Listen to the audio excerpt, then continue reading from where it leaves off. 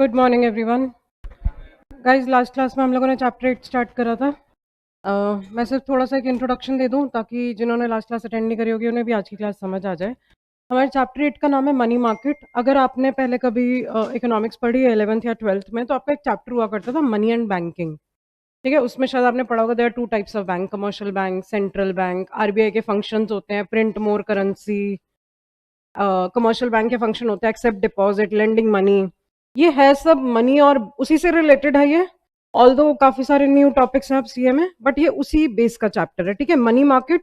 हम कहीं ना कहीं बैंक्स की बात करने वाले, आरबीआई की बात करने वाले, कमर्शियल बैंक्स। हम गवर्नमेंट की बात नहीं करेंगे। गवर्नमेंट का मनी मैटर्स में कोई रोल नहीं होता। जब हम टैक्सेशन की बात करेंगे तो हम आरबीआई की बात नहीं करेंगे, बिकॉज टैक्सेशन में गवर्नमेंट का रोल होता है। अभी हम मनी मैटर्स की बात कर रहे हैं तो हम गवर्नमेंट की बात नहीं करेंगे, हम आरबीआई और कमर्शियल बैंक्स की बात करेंगे। ठीक है, आप ये समझ लो चैप्टर 8 इज एंटायर वही मनी बैंकिंग वाला चैप्टर। ठीक है, मॉनेटरी पॉलिसी से रिलेटेड कुछ है। हम लोगों ने लास्ट क्लास में यूनिट 1 स्टार्ट करा था। How many units does this chapter has? I told you in the last class there are 3 chapters.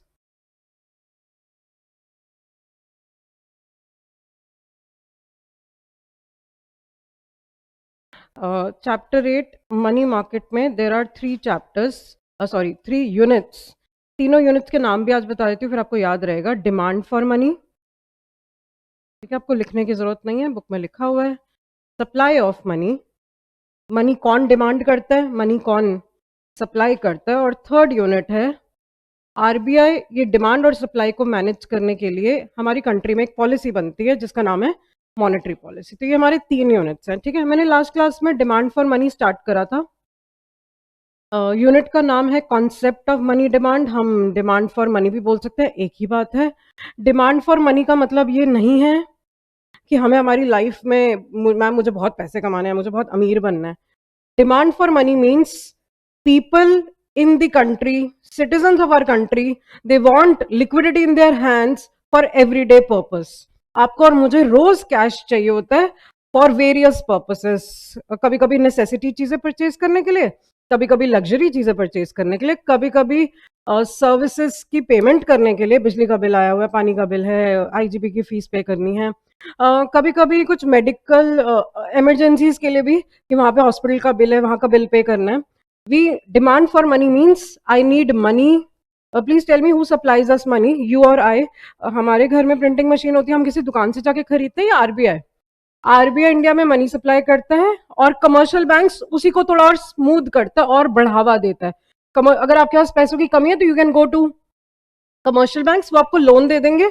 But RBI non profitable organization है और commercial banks profitable. RBI social welfare के लिए बनाया गया, but commercial banks आपको loan देगा तो बदले में हेफ्टी इंटरेस्ट भी चार्ज करेगा। आई एम श्योर आपको ये बात पता होगा कि अगर आप बैंक में, कमर्शियल बैंक में पैसा डिपॉजिट करते हो तो आपको कम इंटरेस्ट देते हैं, लेकिन अगर आप उनसे लोन लेते हैं तो वो आपसे ज्यादा इंटरेस्ट चार्ज करते हैं। ऐसा क्यों है? वो आपको देते कम है, आपसे लेते ज्यादा है, बिकॉज वो प्रॉफिटेबल इंस्टीट्यूशन है। उनको क्या कमाना है बीच में? प्रॉफिट। वो नो प्रॉफिट के लिए काम नहीं कर रहे, they are working for profit, right? तो हम लोगों ने इस चैप्टर में ये पढ़ रहे हैं demand for money, that people want money in their hands.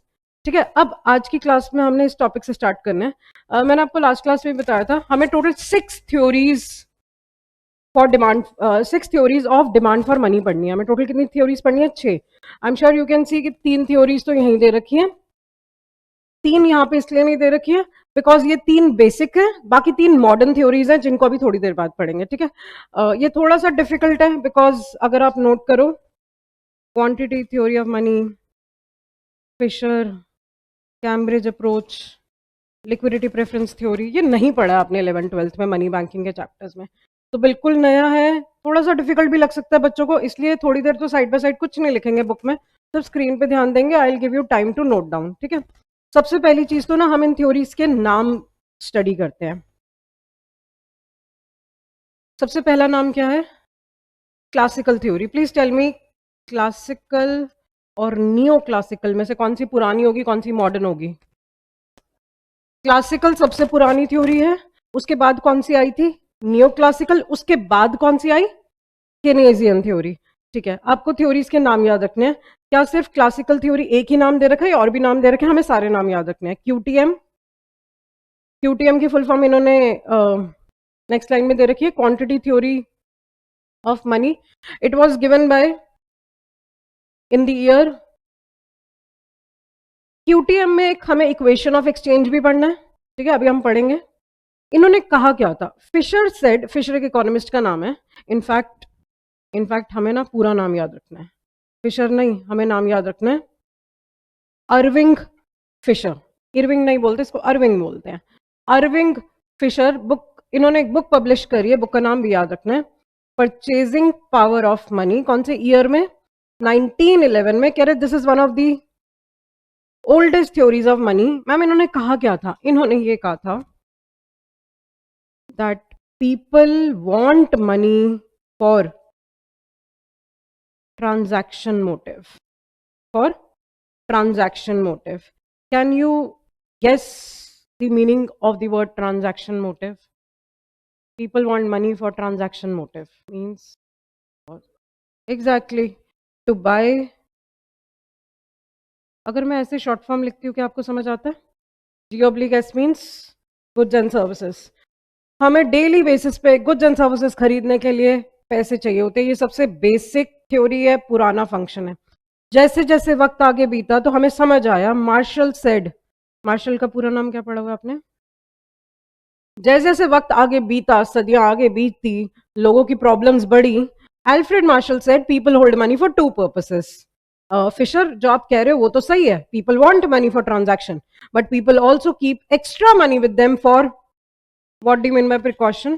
कि जस्ट अब तुम लोगों ने अकाउंट्स में एक वर्ड पढ़ा होगा, contingent liability, something which is not sure, it may और मे नॉट अराइज. तो प्रिकॉशन पर्पस का मतलब है future is very uncertain, unpredictable. तो मुझे नहीं पता, हो सकता है मुझे शाम को ही कुछ पैसों की जरूरत पड़ जाए, कल पैसों की जरूरत पड़ जाए. तो we always keep some extra cash with us. We want some extra money with us also for uncertain, unpredictable events, for emergency purpose, जिसको हम बोलते हैं precaution purpose. क्या आपको ये बात समझ में आ गया? थोड़ा तो मुझे पैसा मैं रखती हूँ कि मुझे भाई इतना सामान चाहिए, थोड़ा मैं एक्स्ट्रा भी रखती हूँ फॉर फ्यूचर अनप्रिडिक्टेबल इवेंट्स. ठीक है, प्लीज टेल मी, क्या मार्शल ने ये कहा था कि फिशर की थ्योरी गलत है या इनकम्प्लीट है? फिशर की थ्योरी भी ठीक है, लेकिन वो इनकम्प्लीट थी. इन्होंने उसमें एक और मोटिव ऐड कर दिया, प्रिकॉशनरी मोटिव. अगर आपके एग्जाम में आपसे ये पूछेंगे कि क्या फिशर ने प्रिकॉशनरी मोटिव का जिक्र करा था? नहीं, Fisher only said people want money for. Okay, Marshall ने जो थ्योरी दी है वैसे उसका नाम क्या है? नियो क्लासिकल और कैम्ब्रिज और कैश बैलेंस अप्रोच. नाम याद रखना है. ऊपर पता है क्या नाम था?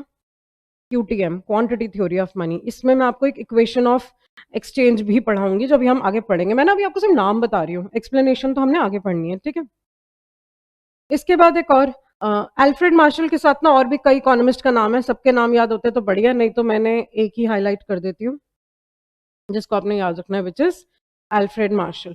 Third point, Keynesian theory of demand for money. Keynesian theory was given by mister Keynes. Last class में भी इनका नाम आया था ना, मैंने आपको पूरा नाम भी बताया था. John Maynard Keynes. इन्होंने तीसरी थ्योरी दी. इन्होंने भी कहा people hold money for three motives. Fisher, you are right, transaction motive भी चाहिए. Marshall, you are also right, people hold money for precaution purpose also. But Keynes said people also hold money for. हमारी economics में ना ये speculative word बहुत बार आएगा और आपके एग्जाम में ये वर्ड ना आए ऐसा हो नहीं सकता. मोस्ट इंपॉर्टेंट तो यही वाली थ्योरी है, इंस्टीट्यूट का फेवरेट टॉपिक है ये. Can anybody tell me the meaning of the word speculative? Speculation क्या होता है, स्पेक्यूलेटिव क्या होता है? हाँ, कुछ फ्यूचर एक्सपेक्टेशन से रिलेटेड है और कुछ. Can you give me an example of a speculative good? Exactly, very good. Speculative good का एग्जांपल हो गया लैंड एंड बिल्डिंग. बिकॉज इनको जब हम खरीदते हैं इस मोटिव से खरीदते हैं कि कल को इनकी वैल्यू बढ़ जाएगी तो मैं बेच के भी पैसे कम.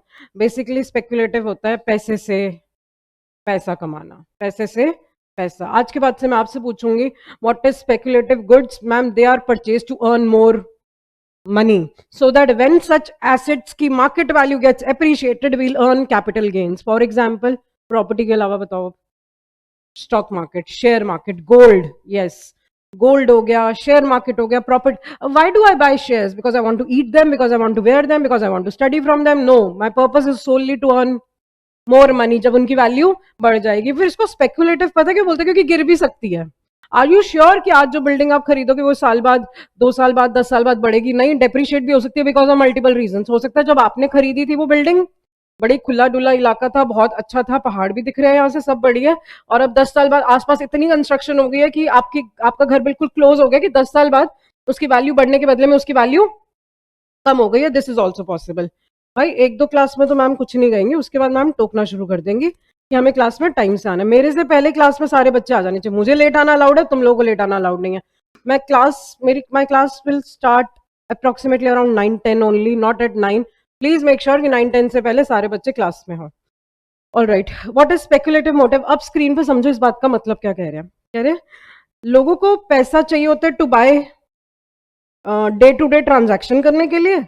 कुछ पैसा मैं एक्स्ट्रा हमेशा साइड पे रख के चलती हूँ कि कोई इमरजेंसी ना आ जाए, और कुछ पैसा मैं अपने पास इसलिए रखती हूँ, I wait for a suitable investment opportunity. तो कुछ पैसा मेरे अकाउंट में, जैसे फॉर एग्जाम्पल मेरा एग्जाम्पल लो कि मैं अर्नर हूं, मुझे आईजीपी सैलरी देता है, उसमें से ना कुछ पैसे मुझे पता है कि मेरे घर खर्च में चलते रहते हैं. कुछ पैसों को मैं ना हमेशा एक सेफ साइड पे अपने सेविंग अकाउंट में ही for immediate dispersal. Immediate dispersal मतलब कि अगर मुझे चाहिए हो तो मुझे भटकना ना पड़े, फटाफट मैं अकाउंट से पैसे निकालूंगी अगर मुझे इमरजेंसी पर्पज के लिए चाहिए हो. कुछ पैसा हो सकता है मेरे अकाउंट में इसलिए पड़ा हो, आई एम वेटिंग कि वो शेयर जब गिरेगा ना, या कोई बढ़िया प्रॉपर्टी मिलेगी ना बढ़िया लोकेशन पे, तब मैं उसको खरीदूंगी. और उस समय मुझे क्या चाहिए होगा? पैसे.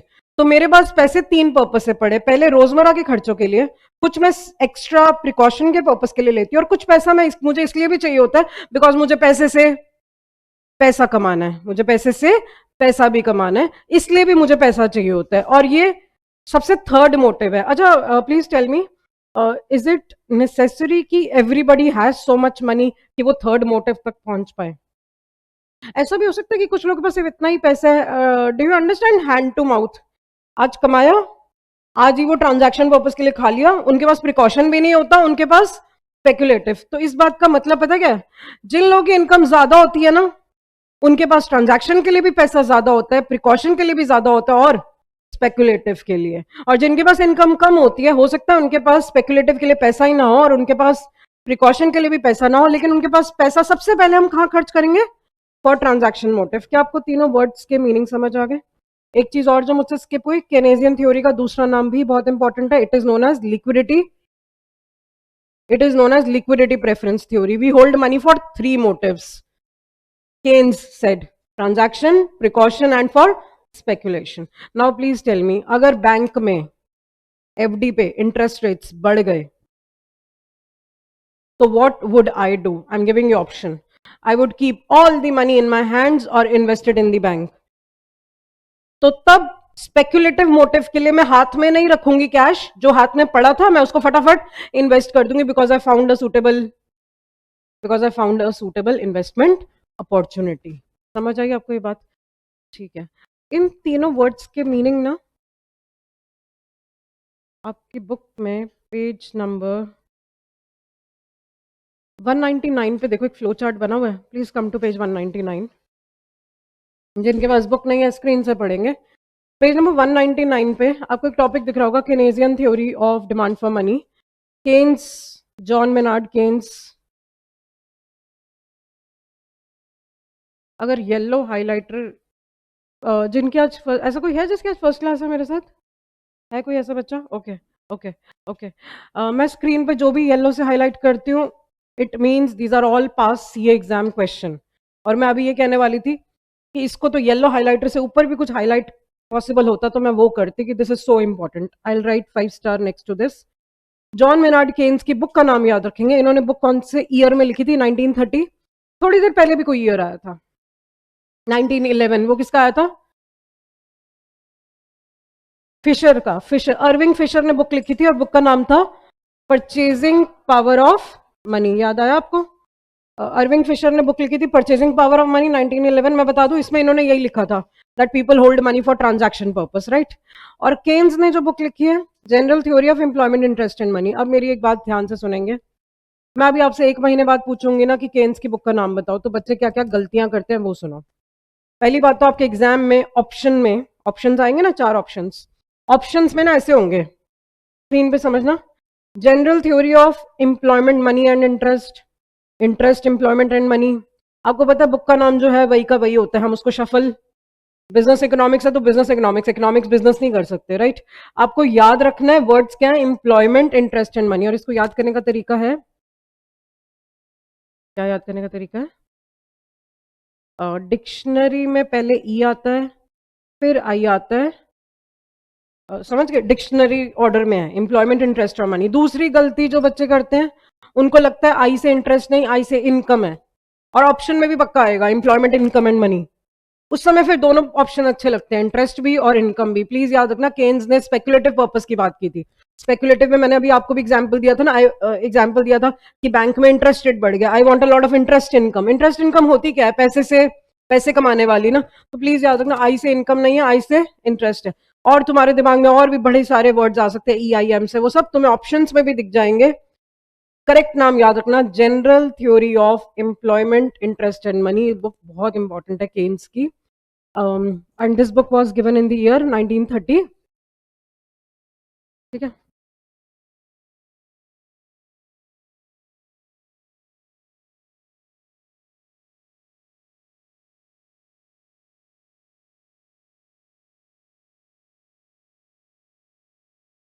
देखो अभी इस पेज पे आना मत, हम कौन से पेज पे हैं? 190, 199 पे है ना। आप देखो आपकी बुक के ना, हाँ प्लीज अभी अपनी बुक के पेजेस मत टर्न करना, बट देखो मैंने 188 पेज खुला है। क्या सेम बुक दोबारा भी लिखी हुई है हमारे उसमें? 1936 में जॉन मेनार्ड केन्स ने बुक कौन सी दी थी? General theory of.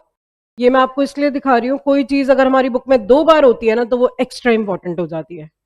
एक ही बुक का 2 चैप्टर्स में अलग अलग जिक्र है। ये चैप्टर 7 है, हम बाद में पढ़ेंगे इसको, और क्यों लिखा हुआ है बाद में पढ़ेंगे। But what I am trying to say is something which comes into your book 2 times, it becomes very very important. ठीक है, चलिए वापस आते हैं हम जहाँ थे।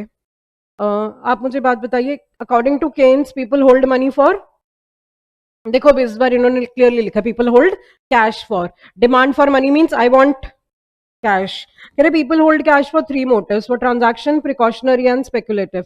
ट्रांजैक्शन के लिए किसको चाहिए होता है? देखो वैसे तो कंट्री में 4 सेक्टर होते हैं, हाउस होल्ड, फर्म्स, गवर्नमेंट और फॉरेन सेक्टर। फॉरेन सेक्टर को हमारी मनी नहीं चाहिए, वो अपने देश से पैसा लेंगे अपने बंदों से।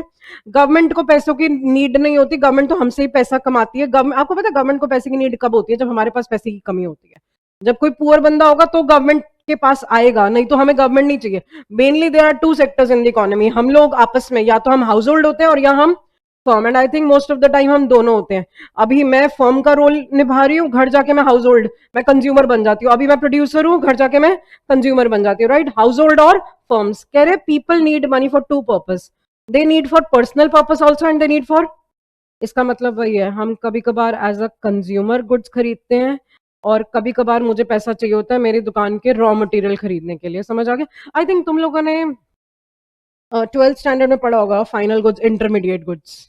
कभी कभी हम सामान खरीदते हैं अपनी कंजम्पशन के लिए, कभी कभी हम सामान खरीदते हैं फॉर फर्दर प्रोडक्शन, मैन्युफैक्चरिंग। तो हमें कैश दोनों को चाहिए होता है, बिजनेस फर्म्स को भी कैश चाहिए होता है और हमें हाउस होल्ड्स को भी।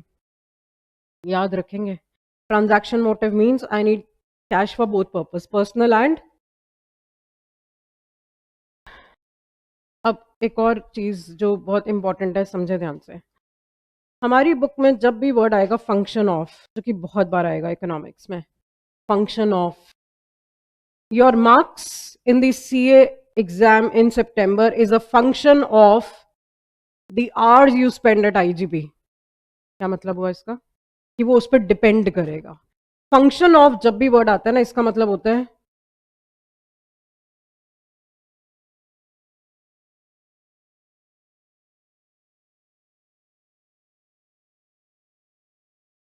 Dependent upon. अब मुझे जरा इस सेंटेंस का मतलब बताओ।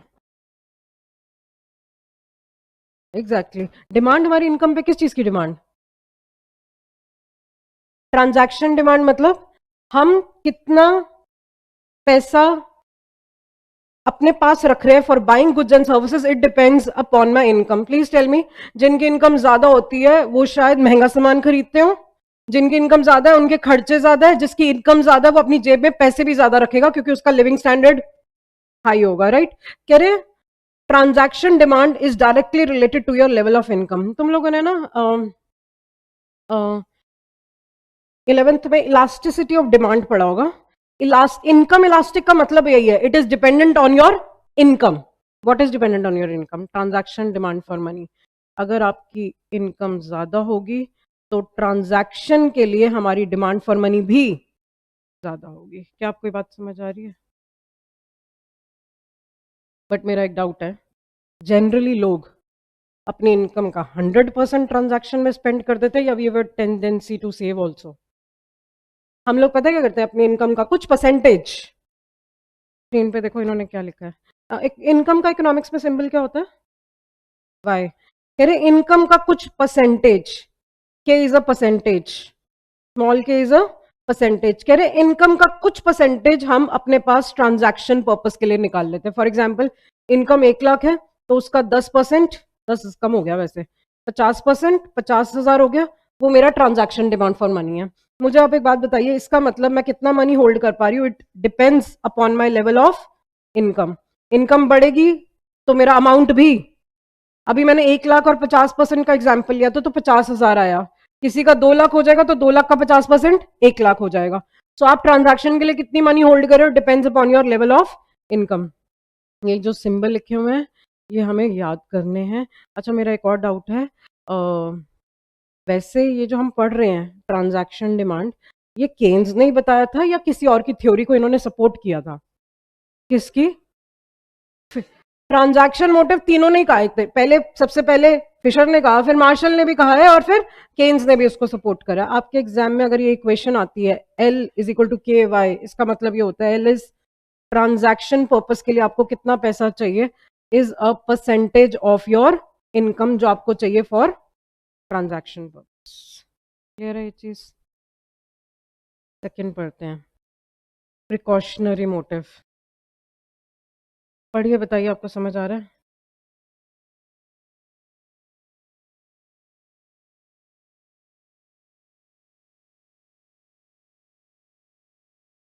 Precautionary motive. What do you mean by unforeseen? Unpredictable, हाँ। अरे अनएक्सपेक्टेड लिखना है, ठीक है ना। अनफोर्सीन अनप्रिडिक्टेबल मतलब, अनफोर्सीन मतलब जो मैंने देखा भी नहीं था, सोचा भी नहीं था, इमेजिन ही नहीं करा था, वो खर्चा मेरे सामने आ गया। तो ऐसे हम अनसीन खर्चों के लिए भी अपने पास पैसे रखते हैं। फिर से मुझे एक बात बताओ, हर कोई रख पाता है प्रिकॉशन पर्पस के लिए? वही लोग रख पाते हैं जिनकी इनकम, देखो क्या लिखा है, कह रहे जस्ट लाइक ट्रांजैक्शन के लिए आप कितना पैसा रख पा रहे हो depends upon your income, similarly आप प्रिकॉशन के लिए कितना पैसा रख पा रहे हो it also depends upon your income. अब मेरा आपसे ये डाउट है, इन्होंने ये बीच में ये क्या लिखा है, तो मैंने ब्रैकेट में लिखा है,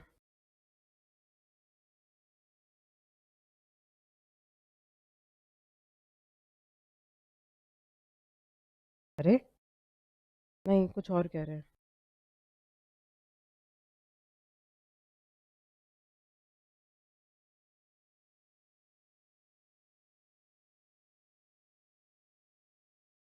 exactly, if you want to buy goods and, मैं रेट ऑफ इंटरेस्ट की तरफ देखूंगी भी नहीं। पहले आप और मैं घर में सबसे पहले शेयर मार्केट में इन्वेस्ट करते थे या पहले अपनी खर्चे, फिर थोड़ी एक्स्ट्रा बचा हुआ पैसा हम वहां पे लगाते हैं। कह रहे ट्रांजैक्शन मोटिव और प्रिकॉशनरी मोटिव का इंटरेस्ट से कोई लेना देना नहीं है, इंटरेस्ट ज्यादा भी होगा तो भी मैं वहां नहीं देखूंगी, क्योंकि पहले मुझे इन पर्पस के लिए पैसा चाहिए। समझ आ गया? पहले मुझे ट्रांजैक्शन के लिए चाहिए, प्रिकॉशन के लिए, और ये दोनों ही चीजें इंटरेस्ट पे डिपेंड। इंटरेस्ट वाले के लिए जो एक्स्ट्रा पैसा जो बचता है ना वो होता है स्पेक्युलेटिव डिमांड फॉर मनी। यहाँ पे स्लाइड का मतलब पेज है, एक्चुअली पहले पीपीटी थी, स्लाइड को काट के पेज लिख देना। हम speculative demand for money next page पे पढ़ेंगे, ठीक है। पढ़ते हैं अभी स्पेक्युलेटिव डिमांड फॉर मनी क्या होता है, और उसको पढ़ने से पहले पीछे आते हैं, मैंने पीछे के कुछ पेजेस, किसी को कुछ लिखना तो नहीं है यहाँ, हाईलाइट वगैरह कर लेना भाई, EIM लिख लेना।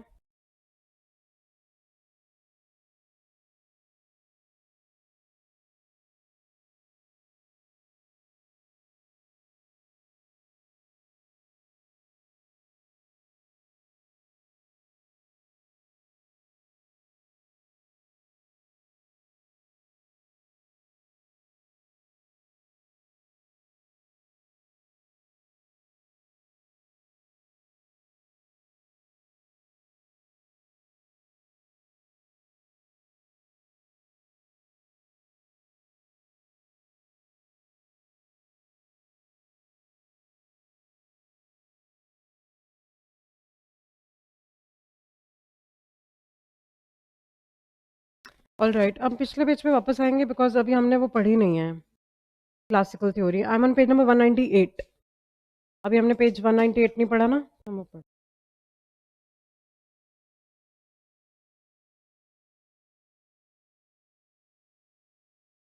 हाँ, क्योंकि इसे मैंने कहा ना, मैंने तो देखो इनको हाईलाइट भी नहीं करा कि हम इन नामों को इग्नोर भी कर सकते हैं। एक्चुअली जब न्यू क्लासिकल अप्रोच आई थी ना, it was given by Marshall, लेकिन कुछ समय बाद पिगू सपोर्टेड इट, कुछ समय बाद रॉबर्टसन आल्सो सपोर्टेड इट, कुछ समय बाद केन्स आल्सो सपोर्टेड इट, लेकिन बाद में Keynes gave another theory also. Supported का मतलब समझते हो? जैसे जब पहली वाली थ्योरी आई थी ना, वो सिर्फ फिशर ने बोली थी, किसी ने कुछ बोला ही नहीं था। उसके बाद मार्शल ने जब बोला था ना, तो उन्होंने सीधा एक साथ दो थ्योरी दी थी। केन्स ने पहले सिर्फ थ्योरी सपोर्ट करी थी, कुछ समय बाद he gave a new theory, इसलिए केन्स का नाम यहाँ भी है। लेकिन आप नहीं भी, आपको अगर आपके एग्जाम में आएगा ना कि केन्स ने कौन सी थ्योरी दी थी, तो आप नीचे वाली ही बोलेंगे, आप ये नहीं बोलेंगे केन्स ने ऊपर वाली दी थी। लेकिन अगर ये आ गया कि न्यू क्लासिकल किसने दी थी और ऑप्शन में अगर ये चारों ही होते हैं, तो हम चारों टिक करेंगे, मार्शल, पिगू, रॉबर्टसन और केन्स। लेकिन ऐसे क्वेश्चंस ना एग्जाम्स में कम आते हैं, दे विल नॉट आस्क। अगर उन्हें केन्स के बारे में पूछना है ना, वो आपसे थर्ड पॉइंट ही पूछेंगे। ठीक है, बढ़े आगे जी। ऑल राइट, सबसे पहली थ्योरी पढ़ेंगे classical theory. Please tell me QTM की फुल फॉर्म। क्वांटिटी, पीछे पेज पे तो लिखी हुई थी, क्वांटिटी थ्योरी ऑफ, क्वांटिटी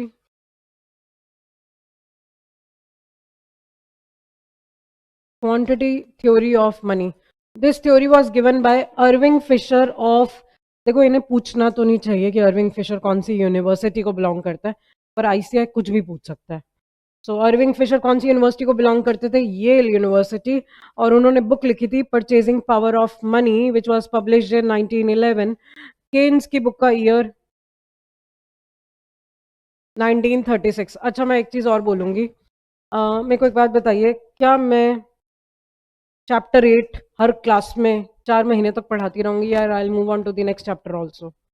मैं ये 1936 1911 सिर्फ आज ही की क्लास में बोल रही हूँ, मैं दोबारा दोबारा नहीं बोलूंगी। मेरे कहने का मतलब है, आपकी ड्यूटी है कि जो मैम ने लास्ट क्लास में पढ़ाया या जो मैम आज पढ़ा रही है, उसको आप याद रखें। मैं रोज रोज ये सारी चीजें याद नहीं कराऊंगी, मेरे पास बहुत कुछ है इको में याद कराने के लिए। मैं नेक्स्ट क्लास में कुछ और चीजें याद करा रही होंगी।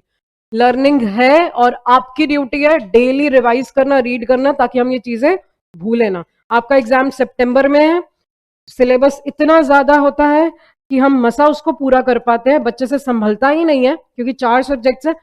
आप ये समझो, आप पता है इको में क्या पढ़ रहे हो?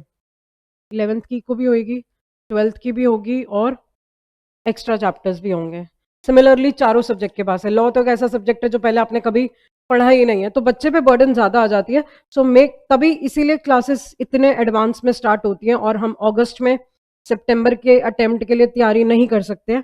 अगस्त का पूरा महीना तो we need for self study, for revisions. आपके पास बहुत सारा क्वेश्चन बैंक है जो आईसीआई ने दिया हुआ है। जैसे वो नहीं देते थे सीबीएसई सैम्पल पेपर, एक रिलीज करते थे ना, ये तो बहुत सारे रिलीज कर, मतलब तुम ये लगा लो हर सब्जेक्ट के तुम्हारे पास 20 सैम्पल पेपर्स हैं जो आपको करने हैं। वो काम आप अगस्त में करोगे, और टारगेट लेके चलना आप अपना पर्सनल, कि 31 जुलाई तक आपने अपनी तरफ से अपना सारा सिलेबस कंप्लीट करना है। मतलब टीचर्स तो कर लेंगे, आपको भी ये नहीं है कि अगस्त में बैठ के यार मैंने ना इको नहीं पढ़ी। आता है कोई ना कोई बच्चे का मैसेज आता है मेरे पास 1 अगस्त को, मैम ऑनेस्टली बताऊं, मैंने ना नहीं पढ़ाई करी थी मैम पिछले कुछ महीनों में, अब बताओ मैं क्या कर सकता हूँ। भाई, you reduce your chances of passing in the exam. 31 जुलाई तक आपका सिलेबस कंप्लीट हो जाना चाहिए। मैंने आपको चैप्टर 5 करा दिया, आपकी तरफ से डन हो जाना चाहिए। मैंने 8 करा दिया, जैसे ही मेरा चैप्टर 8 यहाँ खत्म होगा ना, उसके 2-4 दिन बाद उसका टेस्ट होगा, खत्म हो जाना चाहिए। तब तक साइड बाय साइड करोगे तो जाके ये पढ़ाई सिमटेंगी। अगस्त में हमारे पास पढ़ाई करने का टाइम नहीं होता, अगस्त में हम क्वेश्चन बैंक्स करेंगे, जो कि इतने सारे हैं कि वो नहीं हो पाते अगस्त में भी। समझ आ गया what I am trying to say? मैंने आज पढ़ा दिया, आपने याद रखनी है ये चीजें, ईयर, बुक्स, एवरीथिंग। ठीक है, आगे बढ़ते हैं। ये लाइन आपको समझ आ रही है? कह रहे later this theory was also supported by, वो हो गए ना, मार्शल, पिगू, रॉबर्टसन, केन्स। ठीक है, इन्होंने कहा क्या था? कह रहे बोथ दीज इकोनॉमी, बोथ कौन है? बोथ है पुरान क्लासिकल इकोनॉमिस्ट और नियो क्लासिकल। ऑल्दो आपको और मुझे पता है कि वो दो नहीं है, वो कई सारे हैं, Fisher, Marshall, Robertson, Keynes, Pigou हैं तो बड़े सारे। यहाँ पे बोथ का मतलब है, कह रहे पुराने इकोनॉमिस्ट भी और नई सोच वाले इकोनॉमिस्ट दोनों ने क्या कहा था। क्या आप देख रहे हो तीनों पॉइंट्स में कॉमन वर्ड है? इसका मतलब क्या है, गेस कर सकते हो? आपको ये थ्योरी थोड़ी थोड़ी पता है, फिशर ने क्या कहा था, ट्रांजैक्शन मोटिव। तो प्राइस क्यों लिखा है? इसके बारे में मैंने आपको लास्ट क्लास में भी कुछ पढ़ाया था, याद बताओ क्या कह रहे हैं ये? एग्जैक्टली गुड्स एंड सर्विसेज का क्या प्राइस है, उसी हिसाब से मैं मनी डिमांड करूंगी। इसके लिए हमने एक वर्ड पढ़ा था, डीडी, डिराइव डिमांड। किसने बोला ये? Very good. डिराइव्ड डिमांड क्या होती है? पैसे की मनी डिराइव हो रही है किसी और की डिमांड से। मुझे गुड्स एंड सर्विसेज चाहिए, इसलिए मुझे मनी चाहिए। और मुझे कितनी मनी चाहिए, it depends upon the price of the. Please tell me, आज के जमाने में एक महीने में एक इंसान का दिल्ली में खर्चा 500 रुपए से चल जाएगा? क्यों आप ऐसा क्यों मना क्यों कर रहे हो? 500 रुपए तो बहुत होते हैं। मैम गुड्स का प्राइस बहुत ज्यादा है, प्राइस ज्यादा होगा तो मेरी डिमांड फॉर मनी भी ज्यादा होगी। Fisher only talked about price of goods, he did not talk about interest, क्योंकि स्पेकुलेटिव की तो उन्होंने बात ही नहीं करी थी। He didn't even talk about emergencies, he said good का जो प्राइस चल रहा होगा उस हिसाब से मुझे मनी चाहिए। ठीक है, पढ़ते हैं पहला पॉइंट। कह रहे there is a strong relationship between price and value of money. इसका मतलब बताओ, price and value of money. Price बढ़ता है तो इसका क्या मतलब होता है? ये वर्ड जो है, इंसान कितना खरीद सकता है, नहीं इंसान के पैसे कितने खरीद सकते हैं। इकोनॉमिक्स में दो वर्ड होते हैं, परचेजिंग पावर ऑफ कंज्यूमर, आप बोल रहे हो इंसान ना, तो परचेजिंग पावर ऑफ इंसान, परचेजिंग पावर ऑफ कंज्यूमर एक अलग चीज है, और purchasing power of money economics में अलग चीज होती है। Can anybody explain and tell मी?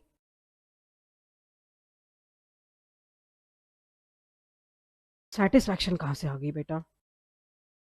नहीं, आपको लिखने की जरूरत नहीं है, ये ना मैं आपको चैप्टर नंबर 2 में पढ़ाऊंगी, हम जब डिमांड सप्लाई पढ़ेंगे। ठीक है, अभी अब वर्ड आ गया है तो मुझे एक्सप्लेन करना है।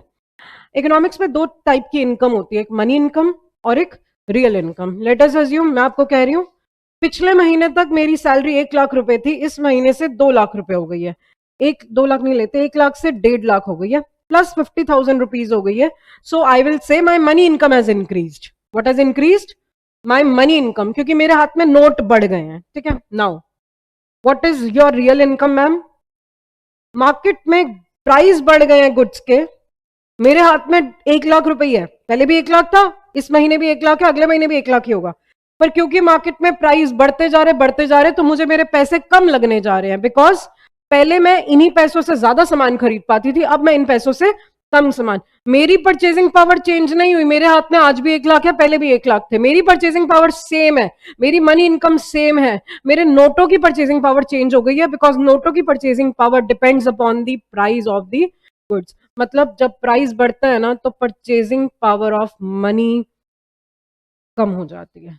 तो ये जो यहाँ ये वैल्यू ऑफ मनी लिखा है, परचेजिंग पावर ऑफ मनी लिखा है ना, purchasing power of money price पे डिपेंड करती है। आप समझो ध्यान से, प्राइस बढ़ेगा, मेरी मनी की परचेजिंग पावर कम होती रहेगी, तो I need more money, I need more money, because I want to buy not lesser goods, same amount of goods.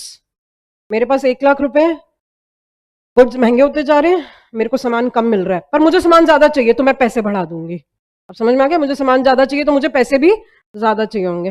What is purchasing power of money का दूसरा नाम बताओ? परचेजिंग पावर ऑफ मनी का दूसरा नाम इज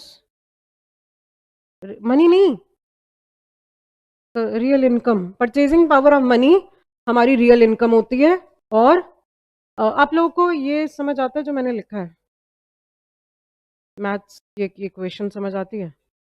इनवर्स रिलेशनशिप की price बढ़ेगा तो परचेजिंग पावर ऑफ मनी कम हो जाएगी, इनमें इनवर्स रिलेशनशिप है, लिख लीजिए ये।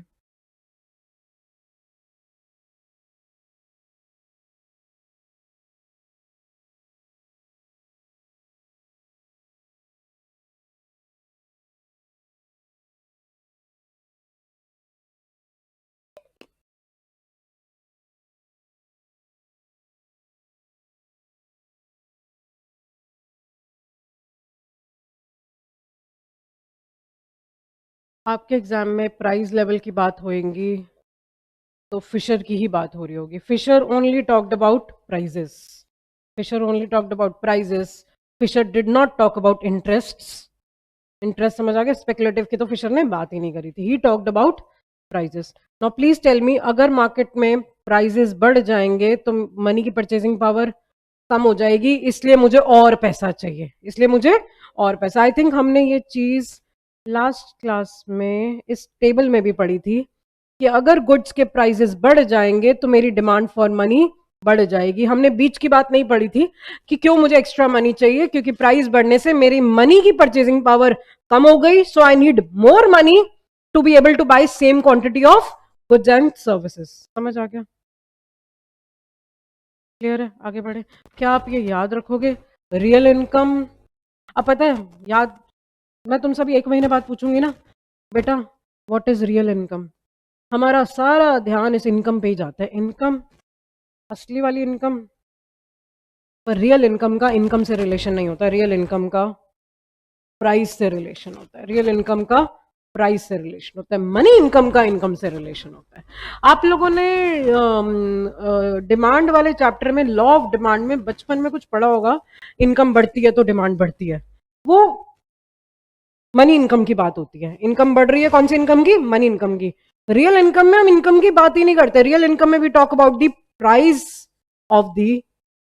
अब इमेजिन करो, दिल्ली में लेट अस अज्यूम हम सब सीए हैं, हम सबकी जॉब्स हैं, हम सब पैसे कमा रहे हैं, और दिल्ली में अचानक से प्राइसेस बहुत गिर गए. कुछ हुआ, प्राइसेस 50% गिर गए. हम सबकी इनकम तो सेम है, बट आपको पता है अब हमें इनकम हमारी ज्यादा लगने लग जाएगी क्योंकि चीजें हो गई हैं आधे दाम की. अब हम ज्यादा सामान खरीद पाएंगे. हमारी मनी इनकम सेम है लेकिन हमारी रियल इनकम बढ़ जाएगी क्योंकि मेरे नोटों की खरीदने की क्षमता, किसको खरीदने की क्षमता? कुछ को खरीदने की. समझ आ गया आपको ये बात? ठीक है. आगे एक और चीज सबको क्लियर करने के लिए, अगर मेरी सैलरी प्रमोशन होती है 1 लाख से 2 लाख, तो कौन सी इनकम बढ़ी है? Money income has increased ma'am. अगर मार्केट में डिफ्लेशन आई है, what in by deflation, prices कम हुए हैं, तो मेरी कौन सी इनकम बढ़ी है? रियल इनकम बढ़ी है. समझ आ गया? प्राइसेस कम हो गए हैं तो अभी मैंने आपको बताया था प्राइस और परचेजिंग पावर ऑफ मनी का इनवर्स रिलेशनशिप होता है, राइट? और purchasing power of money is also known as. Clear है चीज? ठीक है, आगे बढ़ते हैं. आपके एग्जाम में कोई भी क्वेश्चन आएगा इस पे जिसमें वो प्राइस का जिक्र करेंगे तो you are going to tick कि they are talking about Fisher की classical theory, QTM, quantity theory of money. क्या ये वर्ड भी कहीं आया था? Equation of Fisher gave equation of exchange also. अब ये है क्या आपके एग्जाम के लिए? देखो अब तक ना केस 1 तो आ चुका है, केस 2 आया नहीं है. जो चीजें आई नहीं होती उनके अब आने के चांसेस ज्यादा होते हैं. ये आया चुका, आया नहीं है क्यों कह रही हूँ? आपको पता है ना आपका सीए का सिलेबस 2 साल पहले चेंज हुआ है. 2 साल पहले चेंज हुआ है तो अभी कुछ ही अटेम्प्ट्स गए ना इस सिलेबस के. तो ये केस 2 अभी तक उन्होंने एक बारी भी एग्जाम में नहीं पूछा. And in every exam they are asking questions जो उन्होंने पहले कभी नहीं पूछे किसी भी अटेम्प्ट में. तो मुझे ऐसे लगता है कि केस 2, वैसे तो अभी एग्जाम है ना मई में, अप्रैल चल रहा है, मई में बच्चों का एग्जाम है, उसके बाद आपका है सितंबर में, तो या तो मई में आ जाएगा या सितंबर में केस 2. और मैंने हाईलाइट कर लिया का मतलब it is past C exam question. और इस पे आता है numerical. MV is equal to PT. MV is equal to PT.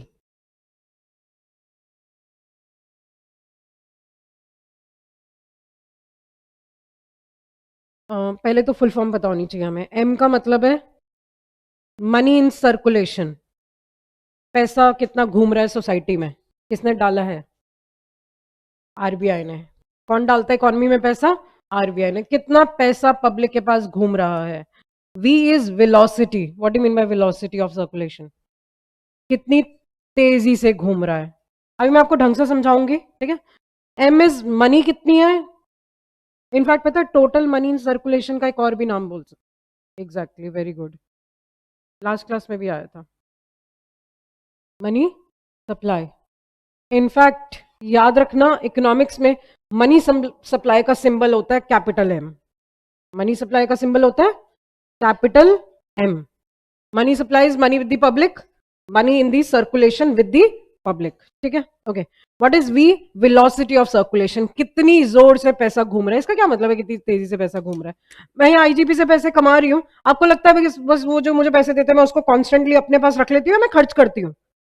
अब कितनी तेजी से मैं खर्च कर रही हूँ, मतलब मैं कितने गुड्स एंड सर्विसेज डिमांड कर रही हूँ, क्या हम ज्यादा खर्चे कर रहे हैं? Please tell me what does government want, हम अपनी सारी इनकम खर्च कर दें या मेजोरिटी? मेजोरिटी खर्च। गवर्नमेंट ऑल्सो वांट्स कि हम सेव भी करें, बट गवर्नमेंट ऑल्सो वांट्स कि हम खर्च भी करें। और प्लीज टेल मी वो हम खर्च इंडिया में करें या बाहर जाके? गवर्नमेंट चाहती है हम इंडियन गुड्स खरीदते रहे और इंडिया में पैसा सर्कुलेट होता रहे। One man's expenditure is another man's income, one man's expenditure is another man's income. आप मुझे पैसे दे, मैं आगे किसी को पैसे दे दूं, और इकोनॉमी में पैसा कितनी तेजी से घूम रहा है। अगर कम तेजी से घूमेगा तो इकोनॉमी, कोविड में आई थिंक कम तेजी से घूम रहा था, क्योंकि हम लोग के खर्चे, कोविड में हम लोग के खर्चे कम हो गए थे, हम लोगों ने सामान खरीदना बंद कर दिया था। We were only buying necessity goods, हम सब चार दीवारों में बंद हो गए थे। We were not buying washing machine, we were not buying fridge, we were not going to the mall, mall की पार्किंग देना बंद, मॉल में शॉपिंग करना बंद, कितने शोरूम्स तो बंद हो गए थे। तो वेलोसिटी जब कम हो जाती है तो इकोनॉमी स्लो डाउन हो जाती है। इकोनॉमी को स्पीड अप करने के लिए खर्चे होने चाहिए। दुकान पे लोग बैठे हुए हैं, सेल्समैन बैठा है, मालिक बैठा है, वो इसी इंतजार में कि कोई आएगा और पैसे खर्च करेगा, कोई आएगा तो पैसे खर्च करेगा, इकोनॉमी उसी से चलेगी। क्लियर ये चीज? All right. पी का मतलब क्या है इकोनॉमिक्स में? प्राइस। अभी हम ब्रीफली पढ़ते हैं। P is price, T is transactions कितनी हुई हैं, और पीटी को इन्होंने क्या बोल दिया? Demand for money. अब मैं आपको बताती हूँ एमवीपीटी का मतलब क्या है। mv is equal to pt। पहली बात तो ये इक्वेशन आपने आज तक सुनी नहीं होगी, जबकि आपको 17-18 साल के होंगे, आप लोग बचपन से सामान खरीद रहे हो, आपके पेरेंट्स घर चला रहे हैं, लेकिन उन्हें भी नहीं ये इक्वेशन पता होगी। इस इक्वेशन का आपसे और मेरे से किसी से कोई लेना देना नहीं है। इस इक्वेशन का लेना देना होता है आरबीआई से। मैंने आपको बताया था ये चैप्टर हम किसकी नजर से पढ़ रहे हैं? RBI, commercial banks, right. RBI को चिंता होती है कि यार लोग अगर पैसा डिमांड कर रहे हैं तो उनके पास पैसा होना चाहिए। MV is equal to PT RBI consider करती है। क्या कंसिडर करती है आप समझो ध्यान से। लेट अस अज्यूम आरबीआई ने मार्केट में 1000 रुपए डाला है, मैं सिंपलिसिटी के लिए छोटी फिगर ले रही हूँ। आरबीआई ने मार्केट में 1000 रुपए डाला है, ठीक है। आरबीआई ने 1000 रुपए मुझे दिया है। अच्छा, वैसे देती कैसे RBI? Can RBI give money to some person? Can we deal with RBI? Okay, RBI public के साथ डीलिंग नहीं करती?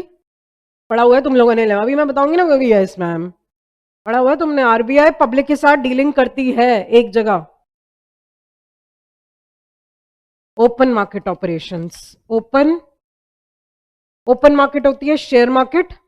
आरबीआई शेयर मार्केट में शेयर कभी खरीद लेती है, कभी बेच लेती है। प्लीज टेल मी, आप और मैं शेयर मार्केट में शेयर बेचते खरीदते किस मोटिव से हैं? To earn profit. आरबीआई का मोटिव प्रॉफिट नहीं होता। आरबीआई का मोटिव होता है या तो लोगों को मनी सप्लाई बढ़ा देना या मनी सप्लाई कम कर देना। आरबीआई का मोटिव ही अलग होता है, to adjust the money supply of the country. अच्छा, मुझे कोई दूसरी चीज बताओ, शेयर मार्केट में पता चलता है कि आप किससे खरीद रहे हो, किसको बेच रहे हो? I let me tell you, anonymous transaction होती हैं। अच्छा, घर हम किसी से खरीदते तो पता चलता है कि मैं किससे खरीद रही हूँ? मैं उससे 10 बार मिलती होंगी, हम दोनों एक साथ कोर्ट में जाकर रजिस्ट्री कराते होंगे। मैं गोल्ड खरीद रही हूँ तो मुझे पता है मैंने किससे खरीदा है। मैं फोन खरीद रही हूँ तो मुझे पता है मैंने किससे खरीदा है। मैं ऑनलाइन भी ट्रांजैक्शन कर रही हूँ तो कंपनी का जीएसटी नंबर आ जाएगा, मेरे पास सारी डिटेल आ जाएगी। लेकिन शेयर मार्केट में मैं जब शेयर खरीदती हूँ मुझे नहीं पता मुझे किसने बेचा है। अंबानी ने बेचा, आरबीआई ने बेचा है, आप में से किसी ने बेचा, मेरे पड़ोसी ने बेचा, हम वहां पता नहीं लगा सकते।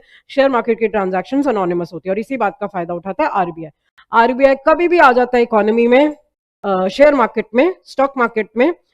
अब प्लीज टेल मी, अगर आरबीआई को पब्लिक को पैसा देना है तो शेयर को खरीदेगी या बेचेगी?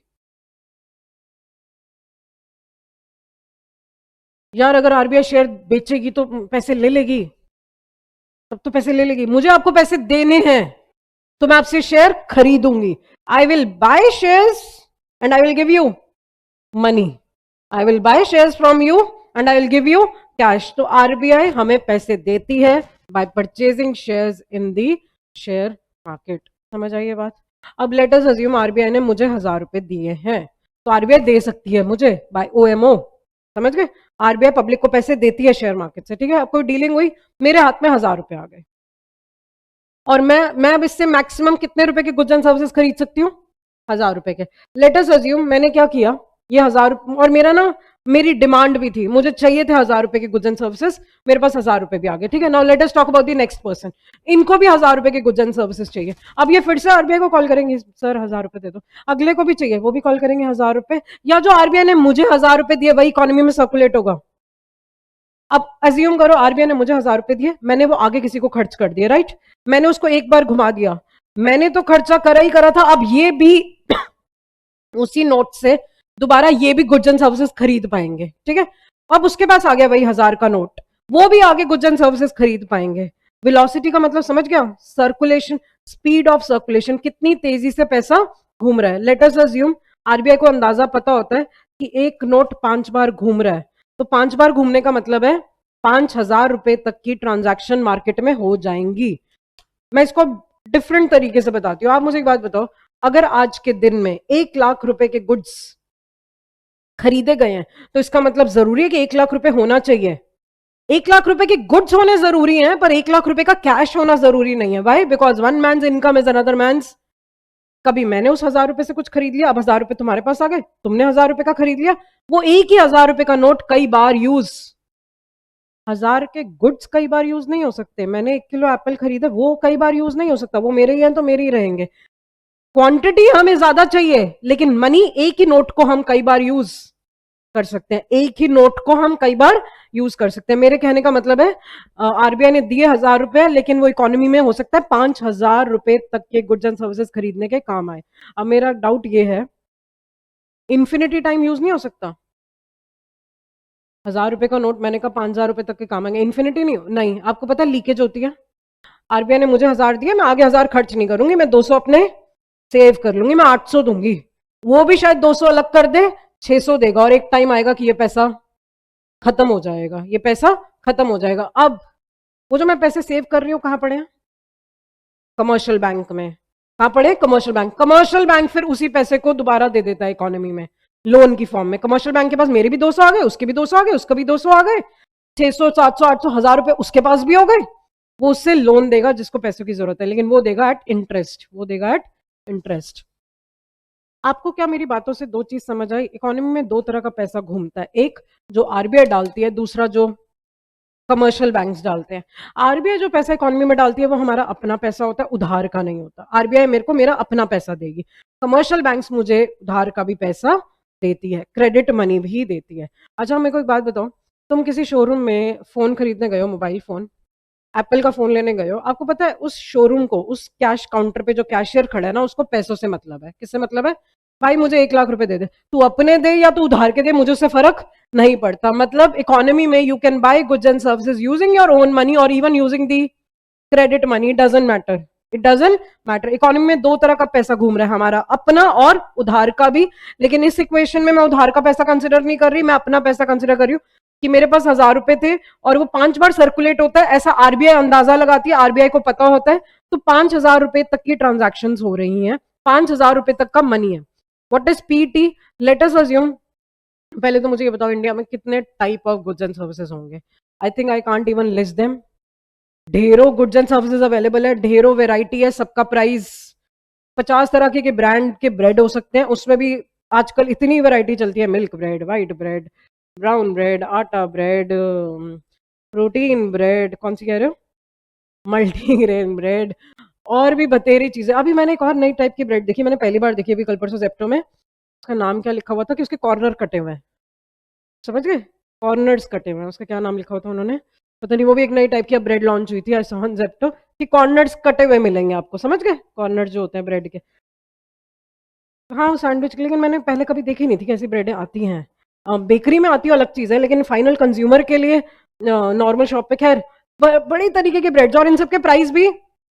अब मैं इतने सारे गुड्स नहीं कंसिडर कर सकती, इसलिए ना हम आरबीआई क्या करती है, एक एवरेज प्राइस निकाल लेती है सारे गुड्स का। क्या निकाल लेती है?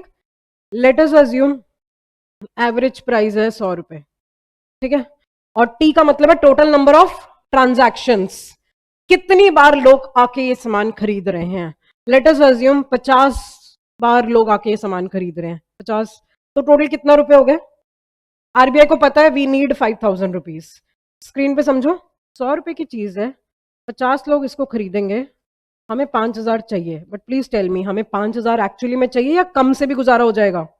कम पैसे से भी गुजारा हो जाएगा, क्योंकि एक ही नोट बार बार सर्कुलेट होता है। आपको पता है इस इक्वेशन से आपको क्या समझ आना चाहिए, ये कि गुड्स का कितना प्राइस है और कितने लोग उसको खरीद रहे हैं, इसी से हम अनुमान लगाएंगे कि इकोनॉमी में कितना पैसा होना चाहिए। आई थिंक हमने यही पढ़ा था ऊपर, प्राइस प्राइस प्राइस। गुड्स के प्राइस पे ही डिपेंड करता है how much money we want in our hands. Clear है आपको? और ये इक्वल होना चाहिए, और ये हो नहीं पाता है, पर आरबीआई की कोशिश रहती है। हो नहीं पाता कैसे? हुआ आपके साथ कभी कभी कि आप एटीएम जाएं और आपको कैश ना मिले? ऐसा हो सकता है कि एटीएम में कभी कभी कैश, तो कभी कभी फेल भी हो जाती है आरबीआई कि मुझे पैसे चाहिए लेकिन मेरे को पैसे मिल नहीं पा रहे। हो जाता है because India is a very complex economy, लेकिन आरबीआई की कोशिश यही रहती है कि पैसे की कभी कहीं पे भी कमी ना हो। Okay, I just told you economy में दो तरह का पैसा घूमता है, एक वो जो हमारा अपना है और एक वो जो मैंने कमर्शियल बैंक से उधार लिया है। तो इसीलिए इन्होंने दो इक्वेशन दिए, एक बार इन्होंने कहा M V is equal to P T, एक बार कह रहे हैं M V plus M dash V dash. M dash वाला कौन सा पैसा हो गया? Which is the credit money, वो भी इकोनॉमी में घूमता है। ये मैंने गलती से ना, और कुछ आपको मिस्टेक दिख रही है नेक्स्ट टू लाइंस में, ये वी नहीं होगा, ये वी क्रेडिट मनी जो सर्कुलेट कर रही है ये वी डैश होगा, ठीक है? ये वी नहीं होगा, ये वी डैश होगा।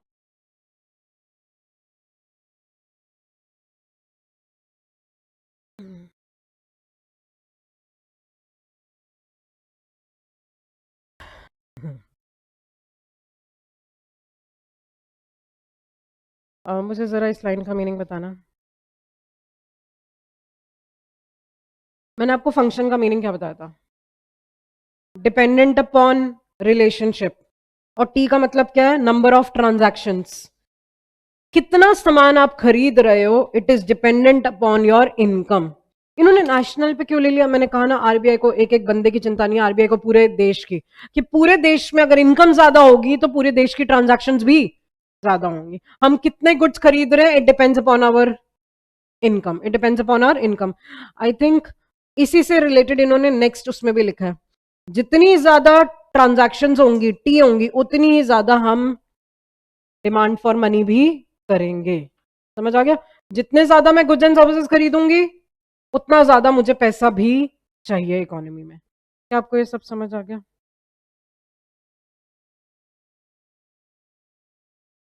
एग्जाम में क्वेश्चन कैसे आया था वो भी मैं बता दूं।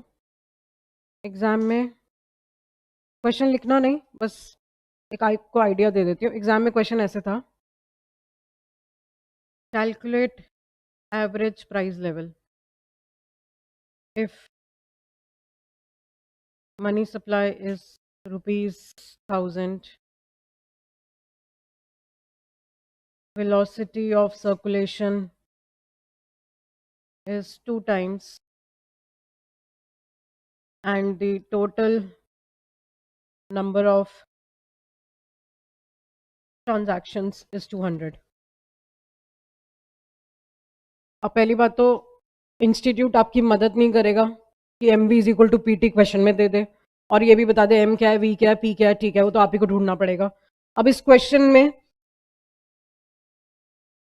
इक्वेशन लगेगी M V is equal to P T. M given है मनी सप्लाई 1000, वी गिवन है 2, एवरेज प्राइस लेवल निकालना है, उसको ले लो x, और total number of transaction given है 200। आपको समझ आया क्वेश्चन क्या करना है?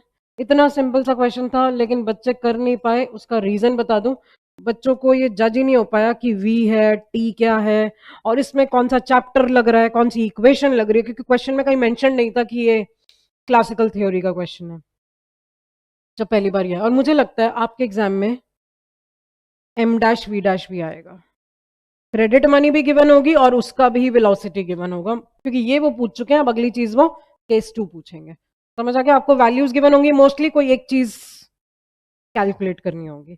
और प्लीज ये भी देख के चलना कि please tell me what is the difference between V and V dash. दोनों अलग अलग है। वी है ओरिजिनल वाली मनी कितनी बार सर्कुलेट हो रही है, और वी डैश है क्रेडिट वाली मनी कितनी बार सर्कुलेट हो रही है। ठीक है?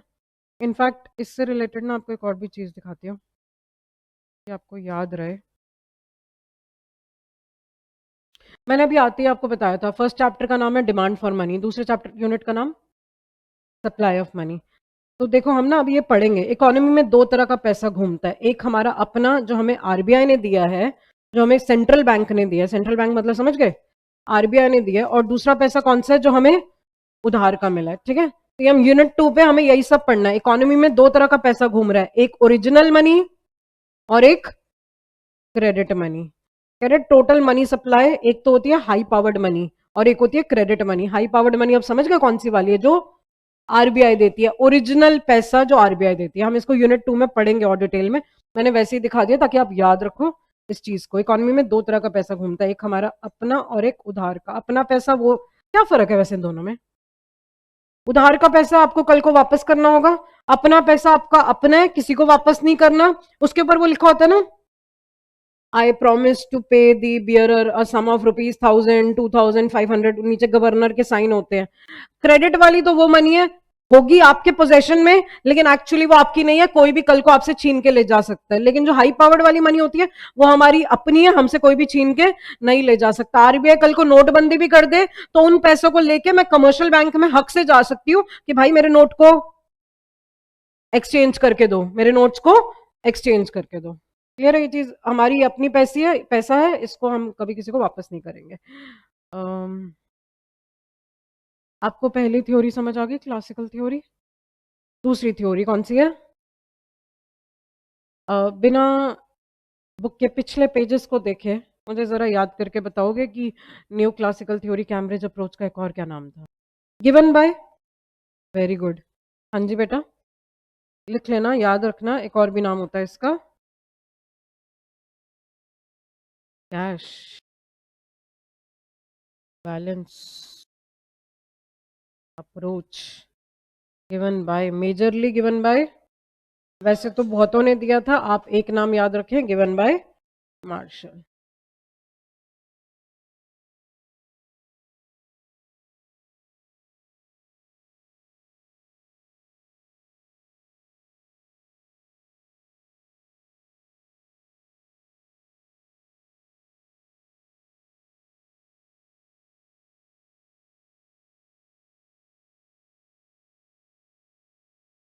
क्या स्मॉल के अभी कहीं आया था?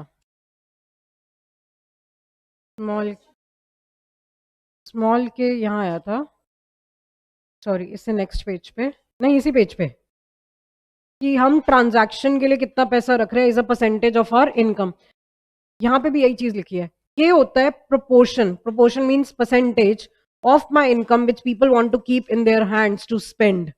Small K means percentage of your income. एक वर्ड इग्नोर कर दो, अभी समझाऊंगी, नॉमिनल इग्नोर कर दो। What is small K? Percentage of our income. अच्छा, हम सबकी परसेंटेज सेम होती है या सबकी स्पेंडिंग हैबिट्स अलग अलग होती है? हो सकता है किसी का 80% हो। तुम लोगों ने शायद 12th स्टैंडर्ड में वर्ड पढ़ा MPC, marginal propensity to consume, कि आप अपनी इनकम का कितना परसेंट पैसा खर्च कर रहे हो इन कंज्यूमिंग गुड्स, वो सबका सेम हो ये जरूरी? पुअर पीपल का ज्यादा होता है, पुअर पीपल का बहुत ज्यादा होता है, क्योंकि यार उनके पास पैसे इतने कम हैं कि उन्हें खर्च मोस्टली करने पड़ते हैं। सुपर रिच पीपल का वो बहुत ही कम होता है, क्योंकि उनकी इनकम होती है 10,000 करोड़, उसमें से खर्च उन्होंने मात्र 1 लाख रुपए करना है, विच इज 0.00001%। समझ आ गया? पुअर पीपल की टेंडेंसी टू कंज्यूम ज्यादा होती है, वो लोग, उनकी tendency to save, poor people की टेंडेंसी टू सेव कम होती है और टेंडेंसी टू कंज्यूम ज्यादा, क्योंकि उनकी इनकम ही कम होती है। समझ आ गया चीज? ठीक है। इन्होंने कहा क्या था? Cambridge approach. अगेन इक्वेशन याद रखनी है आपको, एमडी, एमडी का मतलब है डिमांड फॉर, अच्छा एक चीज और मुझे स्किप हुई, पीछे भी डिमांड फॉर मनी का वो दे रखा था ना, पीटी। प्लीज मुझे बताओ, ये चीज स्किप हुई मुझसे, पीटी को डिमांड फॉर मनी क्यों लिखा है? क्योंकि मैम फिशर ने यही कहा है कि मुझे कितने पैसे चाहिए, it depends upon the price of the goods. मुझे 100 यूनिट खरीदने हैं, सॉरी मुझे 50 यूनिट खरीदने हैं 100 रुपए वाले, तो I need 5,000 rupees. Demand for money depends upon the dash of the goods, price, transaction price. समझ आ गया? इसीलिए पीटी को डिमांड फॉर मनी बोला। और आरबीआई की ड्यूटी है कि पीटी के अकॉर्डिंग मेक श्योर कि इकोनॉमी में उतनी मनी सप्लाई होनी चाहिए। समझ आ गया?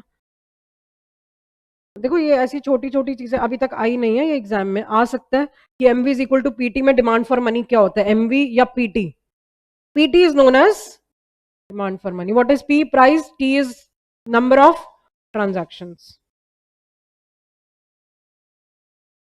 अच्छा, ये बच्चों से गलती हुई थी इस क्वेश्चन में। एग्जाम में जब ये क्वेश्चन आया था ना, इधर देखना, ट्रांजैक्शंस वेलोसिटी गिवन था, ट्रांजैक्शंस की वेलोसिटी। बच्चे को समझ ही नहीं आया था कि ये वी है या टी है, क्योंकि उसका ध्यान इस पे भी जा रहा था। ट्रांजैक्शंस वेलोसिटी टी नहीं होता, ट्रांजैक्शंस वेलोसिटी वी होता है। Total number of transactions T होता है, समझ आ गया? दो जगह ट्रांजैक्शंस लिखा हुआ था, बच्चे को समझ नहीं आया टी कौन सा वी कौन सा है। यार कॉमन सेंस है, टोटल नंबर ऑफ ट्रांजैक्शंस में वेलोसिटी गिवन ही नहीं है तो ये टी है, जहां वेलोसिटी गिवन है वो वी है। समझ आ गया? ठीक है, आगे बढ़ते हैं। Cambridge approach, new classical approach. इसमें ना कुछ नए वर्ड्स लिखे हुए हैं, रियल इनकम, नॉमिनल इनकम। क्या आप लोगों ने कुछ पढ़ा हुआ इससे रिलेटेड? पहले क्या पढ़ा था 12th स्टैंडर्ड में? सॉरी, दोबारा बोलो बेटा। Exactly exactly. आप लोगों ने पढ़ा होगा रियल जीडीपी, नॉमिनल जीडीपी।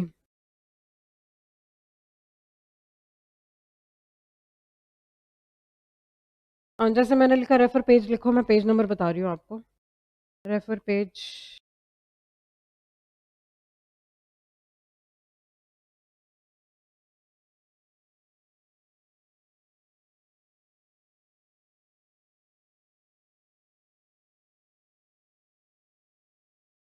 लिखना, रेफर पेज 126।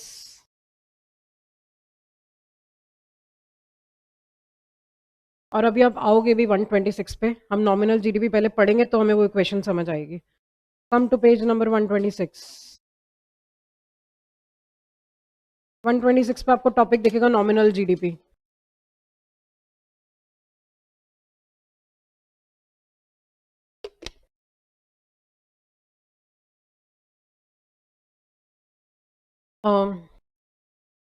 ये ना हमारा चैप्टर है, chapter 6 national income. I am sure तुमने 12th में भी पढ़ा होगा। 3 मेथड्स है ना नेशनल इनकम के, value added, income method, expenditure method. पढ़ा है, बढ़िया है, नहीं पढ़ा डजेंट मैटर, हम दोबारा पढ़ेंगे सारी चीजें। नेशनल इनकम में ना, इस चैप्टर में हमें सबसे पहले कुछ कॉन्सेप्ट्स पढ़ने होंगे, ठीक है। इनफैक्ट मैं आपको एक और चीज बता दूं कि वैसे मैंने बताया था लास्ट क्लास में, चैप्टर 6 की वेटेज भी हमारे एग्जाम्स में बहुत ज्यादा है। इट विल कैरी 15 मार्क्स, ठीक है। इसमें ना स्टार्टिंग में इन्होंने कुछ कॉन्सेप्ट्स दे रखे हैं नेशनल इनकम के, ठीक है। पहला कॉन्सेप्ट है नॉमिनल जीडीपी, दूसरा कॉन्सेप्ट है रियल जीडीपी, तीसरा कॉन्सेप्ट है जीडीपी डिफ्लेटर, चौथा कॉन्सेप्ट है इन्फ्लेशन रेट। ऐसा कोई एग्जाम नहीं होता, कोई अटेम्प्ट नहीं होता। पहली बात तो ये चारों कॉन्सेप्ट रिलेटेड है एक दूसरे से, चारों कॉन्सेप्ट रिलेटेड है, नॉमिनल, रियल, डिफ्लेटर और इन्फ्लेशन रेट। और ऐसा कोई अटेम्प्ट नहीं होता कि इन चारों कॉन्सेप्ट से एग्जाम में क्वेश्चन ना आए। इसके देखो इन्होंने न्यूमेरिकल्स भी लिखे हैं, रियल के, नॉमिनल के, कुछ डिफ्लेटर के, इन्फ्लेशन हमने ये भी पढ़ना है। मेरे कहने का मतलब है ये फर्स्ट 4 कॉन्सेप्ट्स में से, कॉन्सेप्ट्स तो बहुत सारे हैं, आगे जब हम बढ़ेंगे तो कुछ फिफ्थ भी पढ़ना है, एनडीपी, जीएनपी, सुना तो तुमने सब होगा ये, है ना। कॉन्सेप्ट्स तो और भी बड़े सारे दे रखे हैं, लेकिन जो पहले 4 कॉन्सेप्ट्स है ना, एग्जाम में 2 क्वेश्चन भी आ सकते हैं, लेकिन 1 क्वेश्चन पे मैं कंफर्म लिखूंगी, और मैं ब्रैकेट में ऐसे भी लिख सकती हूँ 1 to 2 क्वेश्चन। 1 to 2 मतलब 2 भी आ सकते हैं, एक तो आएगा ही आएगा। ये बहुत ज्यादा इंपॉर्टेंट कॉन्सेप्ट्स हैं जो मैं अब आपको चारों पढ़ाने वाली हूँ। What is nominal GDP, what is real, what is deflator and what is inflation rate, ठीक है। साइड बाय साइड कोई कुछ नहीं लिखेगा, थोड़ी देर से स्क्रीन पे ध्यान देंगे to understand what is nominal GDP and real.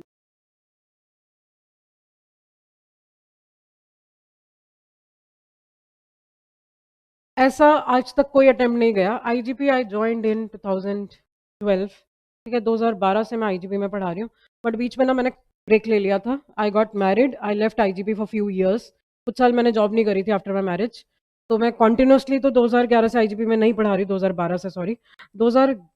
ये भी अब किसी रीजन से मैं एक बात बोलना चाह रही हूँ, and I want everybody to listen, कि 2011 में I became C, I started teaching in 11, but I joined IGP 2012-13 में। मैंने अप्रॉक्सीमेटली 12 एंड में मैंने ज्वाइन करा था, तब से काफ़ी साल हो गए मुझे पढ़ाते हुए, और आज तक कोई एक ऐसा बैच नहीं गया जिसमें 100% बच्चे पास हो गए हो सी एग्जाम में।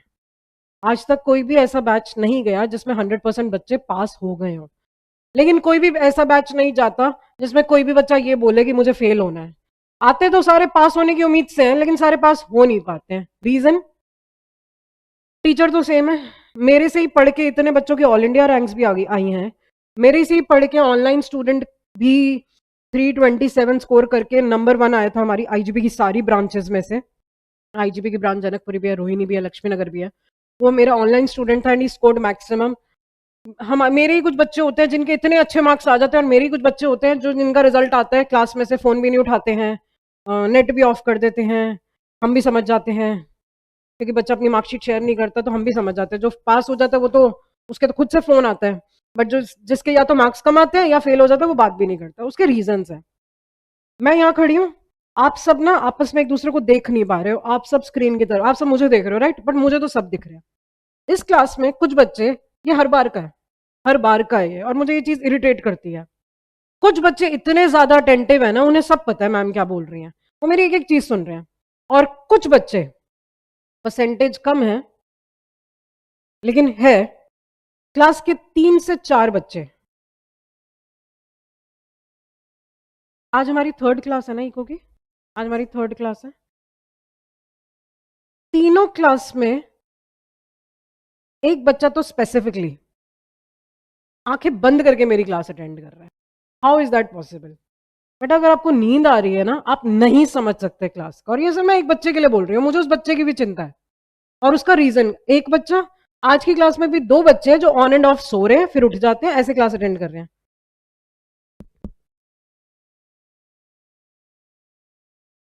क्यों भाई?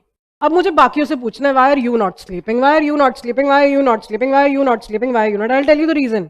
इंसान बिना नींद के सर्वाइव नहीं कर सकता। मैं भी 2 दिन से सोऊंगी नहीं ना, तो मैं भी क्लास में आके मेरे को भी नींद आएगी, I will also Yon. It is very important कि वो जो पिछली रात गई है ना आपकी, उसमें 7 से 8 घंटे, एंड हम सबकी बॉडी की नीड्स अलग अलग होती हैं। मैं अगर 6 घंटे सोकर आऊँ ना, मेरी बैंड बज जाएगी। I need 7 to 8 hours of sleep. कुछ लोग ऐसे होते हैं 4-5 घंटे भी सो के एक्टिव होते हैं, सबकी बॉडी की रिक्वायरमेंट अलग। मेरे को तो लगता है मेरी 12 घंटे की रिक्वायरमेंट है, वो मैं अचीव नहीं कर पाती। तो बट एटलीस्ट आई ट्राई कि मेरी 7 से 8 घंटे तो हो ही जाए। सुबह मैं रो के उठती हूँ, बट मैं उठ ही जाती हूँ, कर ही लेती हूँ।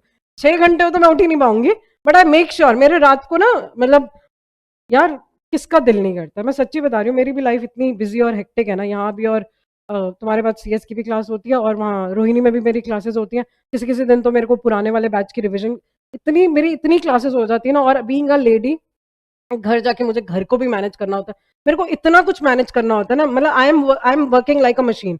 मेरा दिल करता है, मैंने नेटफ्लिक्स खोले ना शायद मुझे 2-3 साल हो गए होंगे, सच्ची बता रही हूँ। मेरा मन तो करता है कि कभी मैं मूवी देखूं, कोई मुझे कहता भी है ना मूवी देखना, मैंने कहा यार मैं सोचने का भी टाइम नहीं है मेरे पास कि मैं मूवी देख लूं या मैं कुछ कर लूं। बस ज्यादा से ज्यादा मेरा इतना हो पाता है कि मैं अपने कोई ना कोई काम कर रही हूँ तो ठीक है, बैकग्राउंड में म्यूजिक चल रहा है कि मैं गाने सुन लूं गाड़ी से आती जाती हूँ ड्राइव करते हुए।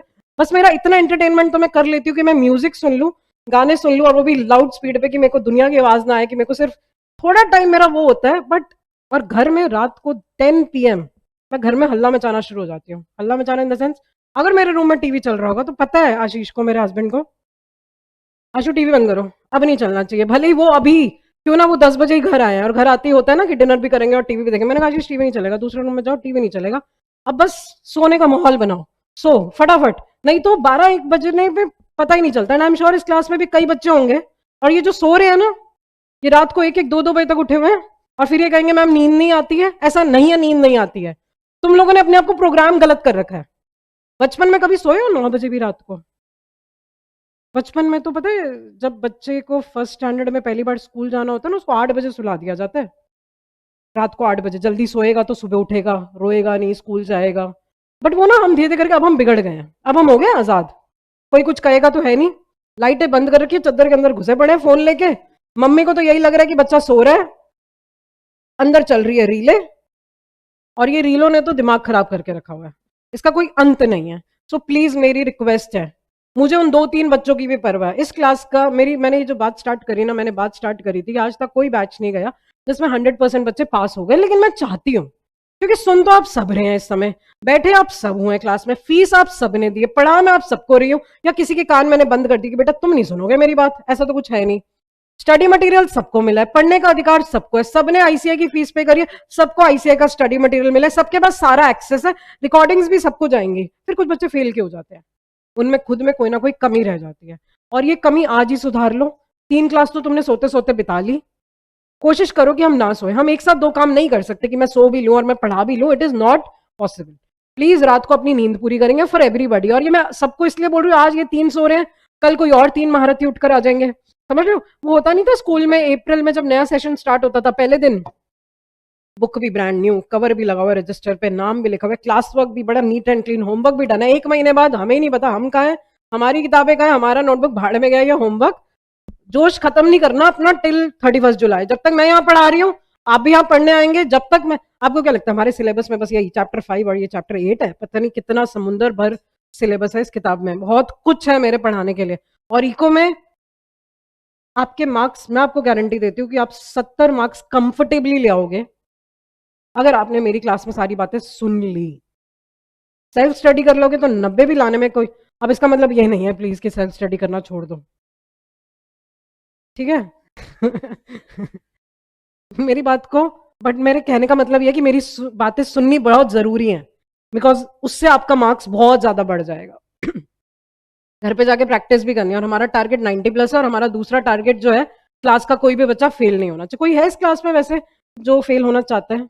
वैसे आज तक मेरे करियर में एक बच्चा ऐसा आया था जिसने मुझे ये कहा था कि मैम आप ना मुझे मत बोला करो पास होने के लिए, मुझे फेल ही होना है। मेरे पापा ने मुझे जबरदस्ती सीए के एडमिशन में करा दिया, और मैं फेल होकर उनको प्रूव करूंगा कि मैं सीए नहीं कर सकता। तो मैम आप मुझे मत बोला, मेरे को तो फेल ही होना है। मैं आता हूँ यहाँ पापा की वजह से आता हूँ। वो एक बच्चा एक अनोखा था मेरे करियर में, लेकिन ऑल्दो मैं ये बताऊं, वो फेल हो गया था उस अटेम्प्ट में, लेकिन पता नहीं उसके अंदर से कहाँ से आया सीए करने, उसने अगला अटेम्प्ट दिया और वो पास हो गया। He is right now in CA inter, वो कर रहा है सीए पेरेंट्स के प्रेशर पे, पापा के प्रेशर में। बट आई होप क्लास में ऐसा कोई नहीं है ना जो फेल होकर खुश होगा। आपको ये भी पता ना आपकी मार्कशीट में पास और फेल नहीं लिखा हुआ था, सक्सेसफुल और अनसक्सेसफुल आता है। और कुछ बच्चे ऐसे हैं जिनसे मुझे बिल्कुल उम्मीद नहीं होती कि पास होंगे, वो पास हो जाते हैं और उछलते कूदते, मतलब उनके मार्क्स आते हैं 207, बॉर्डर पे पास होते हैं, बट इतनी खुशी में मिठाई के साथ आते हैं कि मैं और मैं, मेरा भी पता है ऐसा रिएक्शन कई बार निकल जाता है, पास हो गया। वो कहते हैं मैम बेइज्जती मत करो, हो गया अब मैं पास हो गया, अब मेरी बेइज्जती मत करो। मतलब कई बच्चे ऐसे जो 2207 में भी खुश है। अल्टीमेटली खुशी तो हमें पास होकर ही मिलेगी, भले ही क्यों ना 200 आए। आई नो स्टूडेंट जो 200 पे भी पास हुए, खुश वो भी होते हैं, क्योंकि एटलीस्ट कम से कम सबसे पहला ऑब्जेक्टिव तो हमारा पास होना है। और इस क्लास में कुछ बच्चों के मेरे को पास होने के लक्षण थोड़े मुश्किल दिख रहे हैं। अगर हम सोते रहेंगे तो हम पास नहीं हो पाए, नींद पूरी करके आए, मैं बेसिकली ये कहना चाह रही हूँ। समझ आ गया? रात को सोया करें, इस बीमारी को परे करा करें। अच्छा, इस बीमारी का भी एक इलाज है। किस बीमारी का? फोन का एक इलाज है। एंड्रॉइड में, मैंने अभी एप्पल में सर्च नहीं करी है, ऐप जरूर होगी। एंड्रॉइड में तो एक मोबाइल ऐप है, स्टे फोकस्ड ऐप है, बनी बच्चों के लिए गई है, मेरे जैसों के लिए भी बनी गई है। मुझे भी पहले एडिक्शन थी, आज से 3-4 साल पहले इस बीमारी की, बट मैंने स्टे फोकस्ड ऐप को यूज कर करके उस बीमारी से बाहर निकली हूँ। क्या है इस ऐप में? आप इस ऐप को डाउनलोड करें, फ्री है। इसमें ना टाइमर सेट हो जाता है, जैसे I set timer sometimes for 20 minutes कि फोन ना लॉक हो जाएगा। बट लॉक होने का मतलब आप कोई ऐप नहीं खोल पाएंगे चाहकर भी, इंस्टा यूट्यूब चाहकर भी आप जितनी कोशिश कर ले आप नहीं खोल पाएंगे, पर आप कॉल कर पाएंगे किसी को, जस्ट इन केस कोई इमरजेंसी होती है। जैसे मैं कई बार घर में अपना फोन लॉक करती हूँ, मैं घर में अकेली हूँ, मुझे इमरजेंसी है, तो कॉल, फोन लॉक खुल जाएगा। कॉल का मतलब समझ गए कि मैं फोन को कॉन्टैक्ट्स खोल के कॉल कर सकती हूँ, कॉल रिसीव कर सकती हूँ, पर मैं उसके अलावा कोई मैसेजिंग नहीं, नोटिफिकेशन दिखाई देंगी, खोल नहीं सकते। तो इसलिए तो मैं नेट भी ऑफ कर देती हूँ ताकि मुझे नोटिफिकेशन भी ना दिखाई दे। और मैं उसका फोन का ना टाइमर लगा के 20 मिनट, शुरू के 1-2 मिनट तो रिग्रेट होता है कि मैंने क्या करा यार। और इसको आप अनलॉक कर सकते हो 20 मिनट्स में, पैसे देके 5,000 रुपये मांगता है, 5,000 रुपये पे करो तो वो खोल भी देगा। फिर अब पता होता क्या इस 20 मिनट के टाइमर पे? पहली बात तो अगर तुम लोग ये ऐप यूज करोगे, ध्यान से करना, वहां पे ना ऐसे है डेज, आवर्स, मिनट, कहीं 2 दिन का टाइमर मत लगा देना फिर बाद में मुझे बोलो। तो देख लेना कितने मिनटों का, घंटों का लगा रहे हो, ठीक है? वो खुद स्टडी कर लेना, वहां पे दिनों का भी लॉक लगता है, ठीक है? मैं कई बार 1 घंटे का लगाती हूँ, कई बार 20 मिनट, लेकिन मेरा जो पर्सनल एक्सपीरियंस रहा है ना, अगर मैं इसमें 20 मिनट का टाइमर लगा दूं ना, now my mind is prepared कि 20 minutes I can not use this बीमारी, अब मुझे कहीं और अपने आप को डिस्ट्रैक्ट करना है, मुझे कोई और काम करना है। और उस काम को करते करते कब आधा और पौना घंटा हो जाता है मुझे पता नहीं चलता, क्योंकि अब मेरे माइंड ने उसके बिना जीने की आदत डाल ली है। मेरे कहने का मतलब टाइमर 20 मिनट का लगता है, लेकिन मेरे जो काम की प्रोडक्टिविटी निकलती है वो निकल जाती है 1 घंटे की। ये आप बच्चों के लिए तो बहुत जरूरी है। जब ज्यादा परेशान हो जाओ, डिस्ट्रैक्ट हो जाओ ना, you know you have to study, हमें पता सब है, you know what is right and wrong for you, ज्यादा डिस्ट्रैक्ट करे प्लीज यूज दिस ऐप। ये बनी आपके और मेरे लिए नहीं, आपके जैसे बच्चों के लिए, ठीक है? चलो आगे बढ़ते हैं ना। व्हाट इज, तो मुझे सोते हुए बच्चों से दिक्कत होती है क्लास में, बिकॉज मैं नहीं चाहती इस क्लास में फीस सबने दिया एंड मैं चाहती हूँ कि पास सारे बच्चे हो जाएं, कोई भी बच्चा फेल ना हो, ठीक है। चलो अब जरा स्क्रीन पे समझते हैं what is nominal GDP and real GDP. सबसे पहली बात तो can anybody tell me what is GDP? मुझे फुल फॉर्म नहीं चाहिए। What is GDP? Gross domestic product क्या होता है? हाँ जी, एग्जैक्टली exactly. एक साल में कितने गुड्स एंड सर्विसेज प्रोड्यूस हुए हैं, उनकी market value. Why market value? Why market value, why not cost पे? क्योंकि कोई भी बंदा अपने गुड्स की कॉस्ट ओपनली नहीं बताएगा। आपको पता है दुकानदार यही कहते हैं, उस पर एमआरपी 500 है, भाई मेरे इसमें कुछ नहीं बच रहे, ये 500 की चीज बनी है। कोई भी अपना कॉस्ट, प्रॉफिट, सब कुछ ट्रूली डिस्क्लोज नहीं करता। हम कुछ की मार्केट वैल्यू ही देखते हैं, राइट? कितने रुपए के, पहली बात तो जीडीपी यूनिट्स में नहीं होती, जीडीपी रुपीज में होती है। अगर मैं बोलूं हमारी इस साल की जीडीपी है 10,000 करोड़ रुपए, इसका मतलब इस साल 10,000 करोड़ रुपए के गुड्स एंड सर्विसेज प्रोड्यूस हुए, बिके हैं। बिकना जरूरी नहीं होता, ऐसा भी हो सकता है कि वो गुड्स प्रोड्यूस होकर मेरी दुकान पे अनसोल्ड स्टॉक, क्लोजिंग स्टॉक, समझते हो? जीडीपी में ये फ्लॉ है, फ्लॉ मतलब ये कमी है। It doesn't talk about sale of goods, it talks about production of goods, it talks about. ऐसा भी हो सकता है कि इस साल प्रोड्यूस हो गए, जीडीपी बढ़ गई, अगले साल वो जल के राख हो गए, गुड्स बिकी नहीं पाए, क्लोजिंग स्टॉक हमने कबाड़ के भाव में बेच दिया। That is possible, but GDP में I am, my focus is on production of goods and services, ठीक है। अब नॉमिनल जीडीपी क्या होती है और रियल जीडीपी क्या होती है? लेट अस अज्यूम 2022-23 में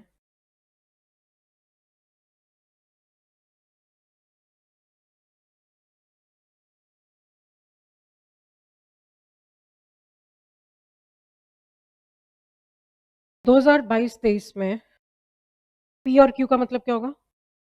प्राइस और क्वांटिटी। लेट अस अज्यूम कोई एक गुड है जिसके 1000 यूनिट्स प्रोड्यूस हुए थे। वैसे तो देखो मुझे पता है कि कंट्री में बहुत तरह के गुड्स एंड सर्विसेज प्रोड्यूस होते हैं, लेकिन मैं उन सबको स्क्रीन पर लिख नहीं सकती।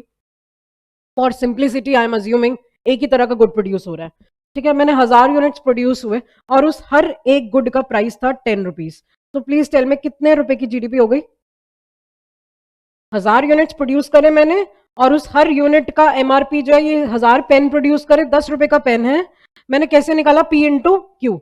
10,000 रुपए के गुड्स प्रोड्यूस हुए, बिकने की बात ही नहीं करेंगे, 10,000 रुपए के गुड्स प्रोड्यूस हुए। अब आया अगला साल 2023-24, अब हमने 1100 यूनिट्स प्रोड्यूस करे और प्राइस भी बढ़ गया, इन्फ्लेशन आ जाती है, प्राइस भी बढ़ गया, ठीक है। प्लीज टेल मी अब कितना हुआ? 11 into 11 is 1 to 1, so rupees 1200 की जीडीपी हुई इसमें। मैंने पहली चीज यहाँ पे फॉर्मूला क्या लगाया? P into Q. Please tell me क्या 22-23 से 23-24 में जीडीपी बढ़ी है, इंक्रीज हुई है? पहले 10,000 रुपए की थी, अब tell me the two reasons for increasing. और ये बड़ी कितने से है? 2100 रुपए से। प्लीज टेल मी जीडीपी जो बढ़ी है, give me to reasons for increase in GDP. Price and quantity. कह रहे हैं नॉमिनल जीडीपी, जब जीडीपी इंक्रीज होती है ना, टू रीजंस की वजह से होती है। एक तो प्रोडक्शन मतलब क्वांटिटी, और दूसरा प्राइस। लेकिन मुझे लगता है ये मिसलीडिंग है, मुझे लगता है ये मिसलीडिंग है। क्यों? Tell me. या let me change my question. दुनिया की कंट्रीज इस चीज का मिसयूज कर सकती हैं और अपनी जीडीपी ज्यादा दिखा सकती है। आपको पता है इंडिया की गवर्नमेंट क्या कर सकती है? अरे नहीं नहीं, ये हमारा पेन 11 रुपए का नहीं है, 20 रुपए का है। आपको पता है जीडीपी कितनी बढ़ जाएगी? पूरी दुनिया को लगेगा वाह वाह, इंडिया की जीडीपी तो बहुत ही ज्यादा बढ़ रही है। प्राइस बढ़ने की वजह से जो जीडीपी बढ़ती है ना, वो मिसलीडिंग होती है वो। प्लीज टेल मी मेरा मोटिव जीडीपी में क्या था? कि महंगे गुड्स प्रोड्यूस करना या गुड्स की सप्लाई बढ़ाना? प्राइस को लिमिट में रखना। प्राइस बढ़ जाएगा तो कोई फायदा, फिर तो धीरे धीरे करके लोग सामान खरीदना बंद कर देंगे। अगर चीज महंगी हो गई, अगर पेट्रोल 100 रुपए का, 500 रुपए का, 1000 रुपए का, 10,000, 20,000 हो गया, एक टाइम आएगा कि लोग बिल्कुल ही पेट्रोल खरीदना बंद कर देंगे। हमें प्राइस नहीं बढ़ाना, हमें उसकी क्वांटिटी, मैंने बार बार एक बात बोली, प्रोडक्शन ऑफ गुड्स। मुझे गुड्स की क्वांटिटी बढ़ानी है, उसकी मॉनेटरी वैल्यू नहीं। इसलिए हम लोग पता क्या करते हैं, हम ही नहीं पूरी दुनिया क्या करती है, हर साल की नॉमिनल जीडीपी को रियल जीडीपी में कन्वर्ट करती है। हर साल की नॉमिनल जीडीपी को अब आपको इस बात से एक चीज समझ आनी चाहिए, नॉमिनल जीडीपी होती है जो हमने एक्चुअल जीडीपी निकाली है एक्चुअल प्राइस और एक्चुअल क्वांटिटी के अकॉर्डिंग। नॉमिनल जीडीपी पता है कौन सी होती है? नॉमिनल जीडीपी होती है जिसमें हमने, आप बाद में लिखना, करंट ईयर का एक्चुअल प्राइस लेते हैं, उसको हम मल्टीप्लाई करते हैं करंट ईयर की एक्चुअल क्वांटिटी से। नॉमिनल जीडीपी को एक्चुअल, देखो अब जब मैं ये टॉपिक स्टार्ट किया, अगर मैं आपसे पूछती ना एक्चुअल जीडीपी कौन सी होती है, तो आप बोलते रियल वाली एक्चुअल होती है। बेटा रियल वाली एक्चुअल नहीं होती है, रियल वाली एडजस्टेड होती है। रियल वाली, एक्चुअल वाली कौन सी होती है? नॉमिनल जीडीपी एक्चुअल होती है। अब मैं इस नॉमिनल जीडीपी से रियल जीडीपी निकालूंगी, क्योंकि नॉमिनल जीडीपी मिसलीडिंग है। क्यों मिसलीडिंग है? फोन यूज मत करो, मुझे भी दिखाई दे रहा है, मुझे तुम्हारा फोन नहीं दिखाई दे रहा, लेकिन तुम्हारी बॉडी लैंग्वेज और नजरें दिखाई दे रही हैं।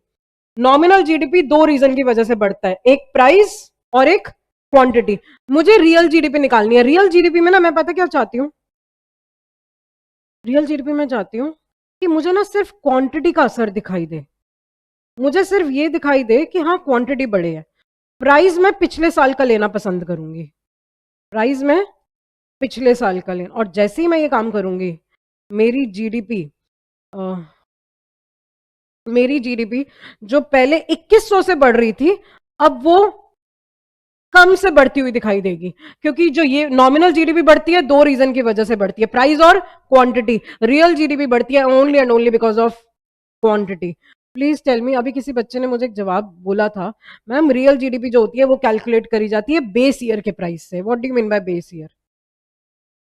कोई पुराना साल, कोई पुराना साल, प्लीज टेल मी 2020 को बेस ईयर ले सकते हैं?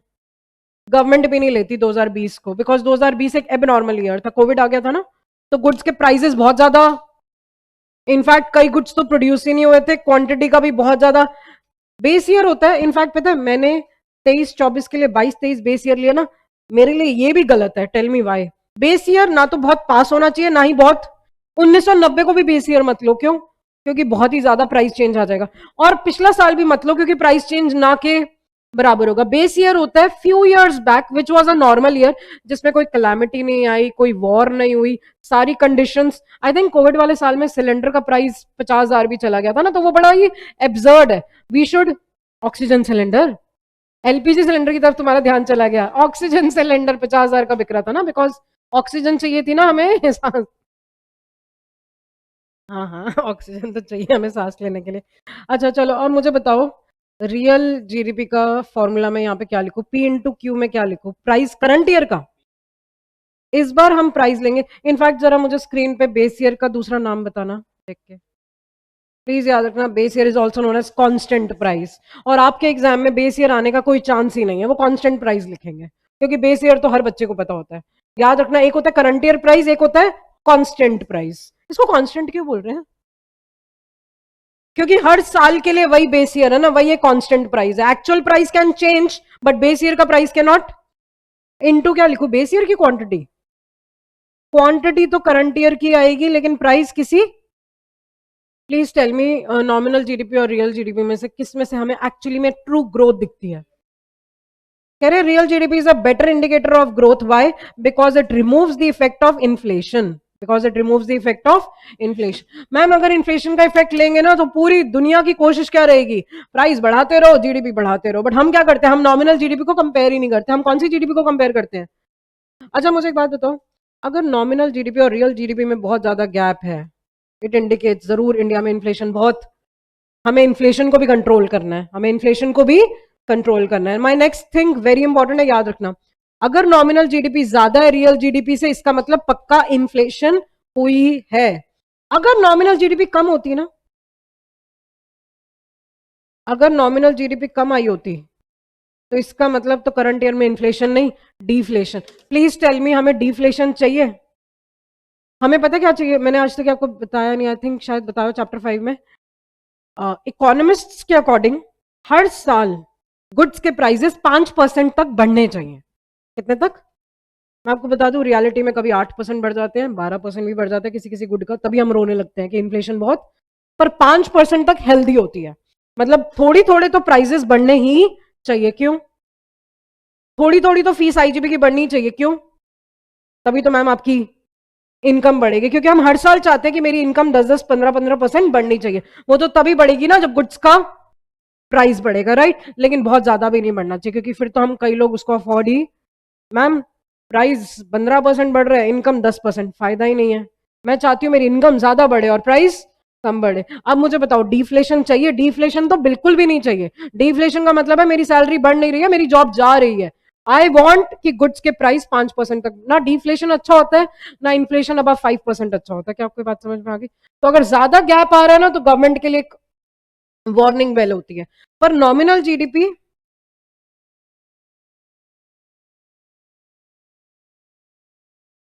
आप बाद में नोट करना, अभी समझना। If nominal GDP is greater than real GDP, आपके एग्जाम्स के लिए ये इंपॉर्टेंट ही है। If nominal GDP is less than real GDP, किसमें लिखूं कि इन्फ्लेशन हुई है? इट इंडिकेट्स, और राइट साइड पे क्या लिखूं? What do mean by deflation?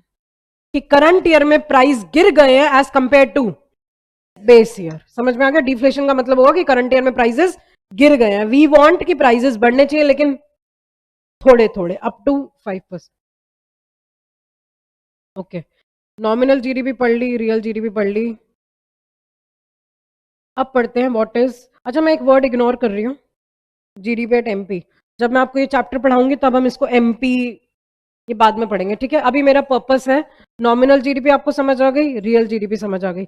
Nominal GDP और रियल जीडीपी को कंपेयर करते हुए कैलकुलेट होता है जीडीपी डिफ्लेटर। क्या आपको इसका दूसरा नाम याद है? वेरी गुड, लिखना, लिखिए, ओब्लिक मार के, और इसका फॉर्मूला होता है,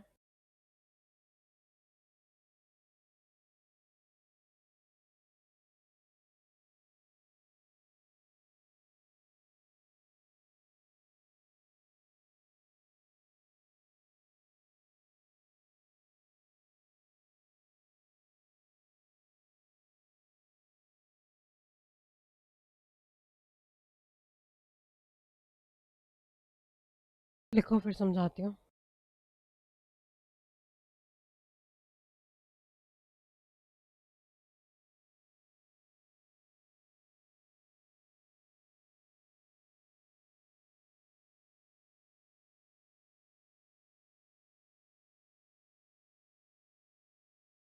जीडीपी डिफ्लेटर का फॉर्मूला होता है nominal GDP upon real GDP into 100। Into 100 का मतलब है परसेंटेज होती है ये, लेकिन मैंने अभी नीचे क्या लिखा, होती है परसेंटेज है, लेकिन हम कभी भी इसमें परसेंटेज का सिंबल डालते, मतलब आंसर आपका ऐसे, हम ना आंसर ऐसे लिखते हैं 105, ऑल्दो हमें पता होता है कि 105% है। जीडीपी डिफ्लेटर का index numbers, basically index numbers पढ़ा होगा तुमने कभी बचपन में, 11th स्टैंडर्ड में ना, स्टैटिस्टिक्स की बुक्स में, Fisher, Paasche's, Laspeyres index, price index, consumer price index, wholesale price index.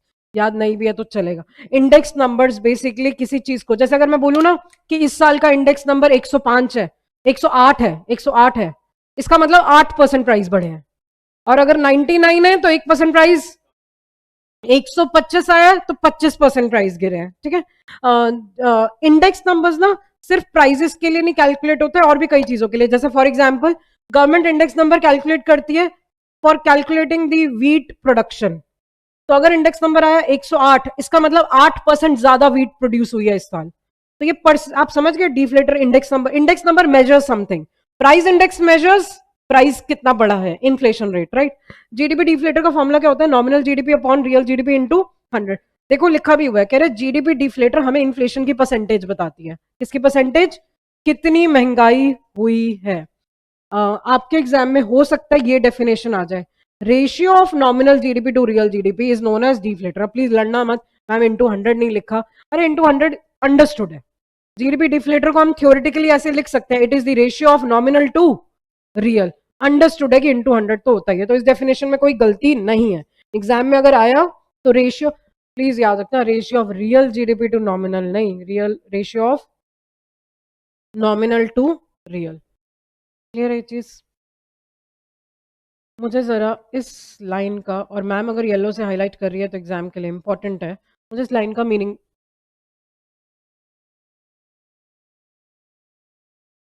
इस लाइन का मीनिंग बताइए।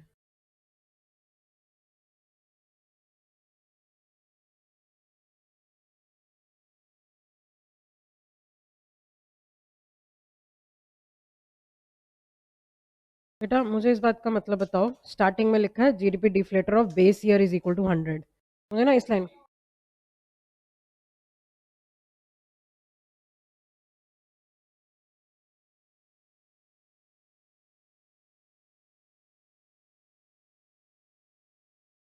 सही कह रहे हो बेटा।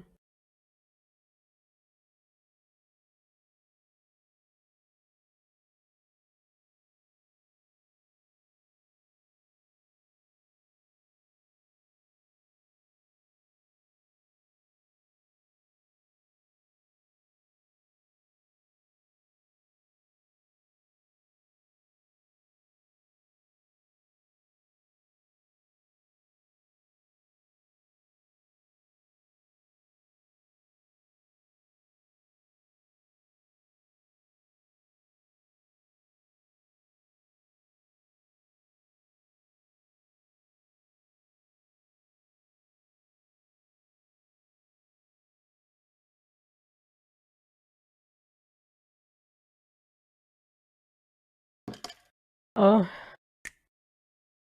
अगर बेस ईयर की बात करें, कह रहे बेस ईयर का जीडीपी डिफ्लेटर हमेशा 100 होता है। रीजन, क्योंकि बेस ईयर की जब मैं नॉमिनल जीडीपी कैलकुलेट करूंगी और रियल जीडीपी कैलकुलेट करूंगी, मुझे बताना नॉमिनल जीडीपी का फॉर्मूला क्या होता है? Current year quantity into current year का प्राइस, और रियल का फॉर्मूला होता है करंट ईयर की क्वांटिटी बट इनटू, यार करंट ईयर भी हम है, बेस ईयर भी हम है, न्यूमरेटर डिनोमिनेटर कट के सिर्फ इनटू 100 बच जाएगा।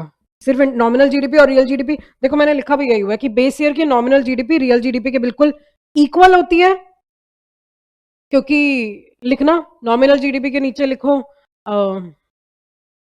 इसका रीजन क्या है इसके नीचे लिख दो, because current year price is equal to base year price, because current year price is equal to base year price.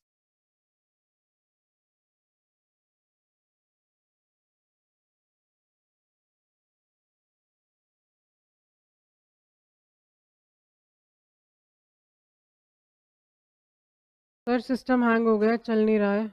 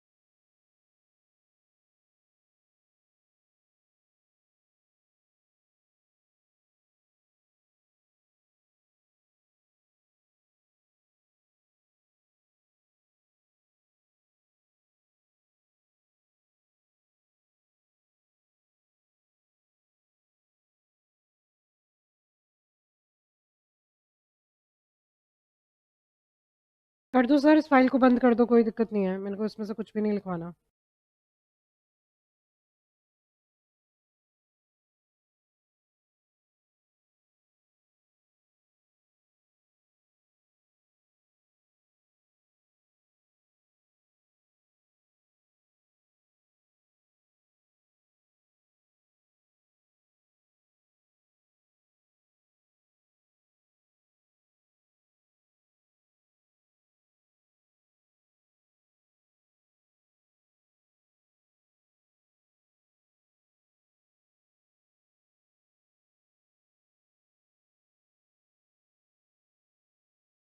Blank page की फाइल भी खोल देना सर।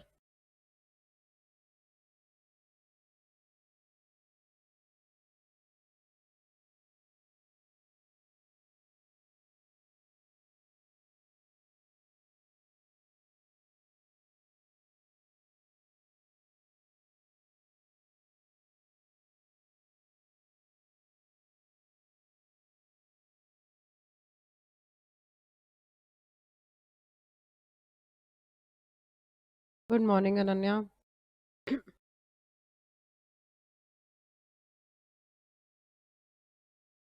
हाँ जी,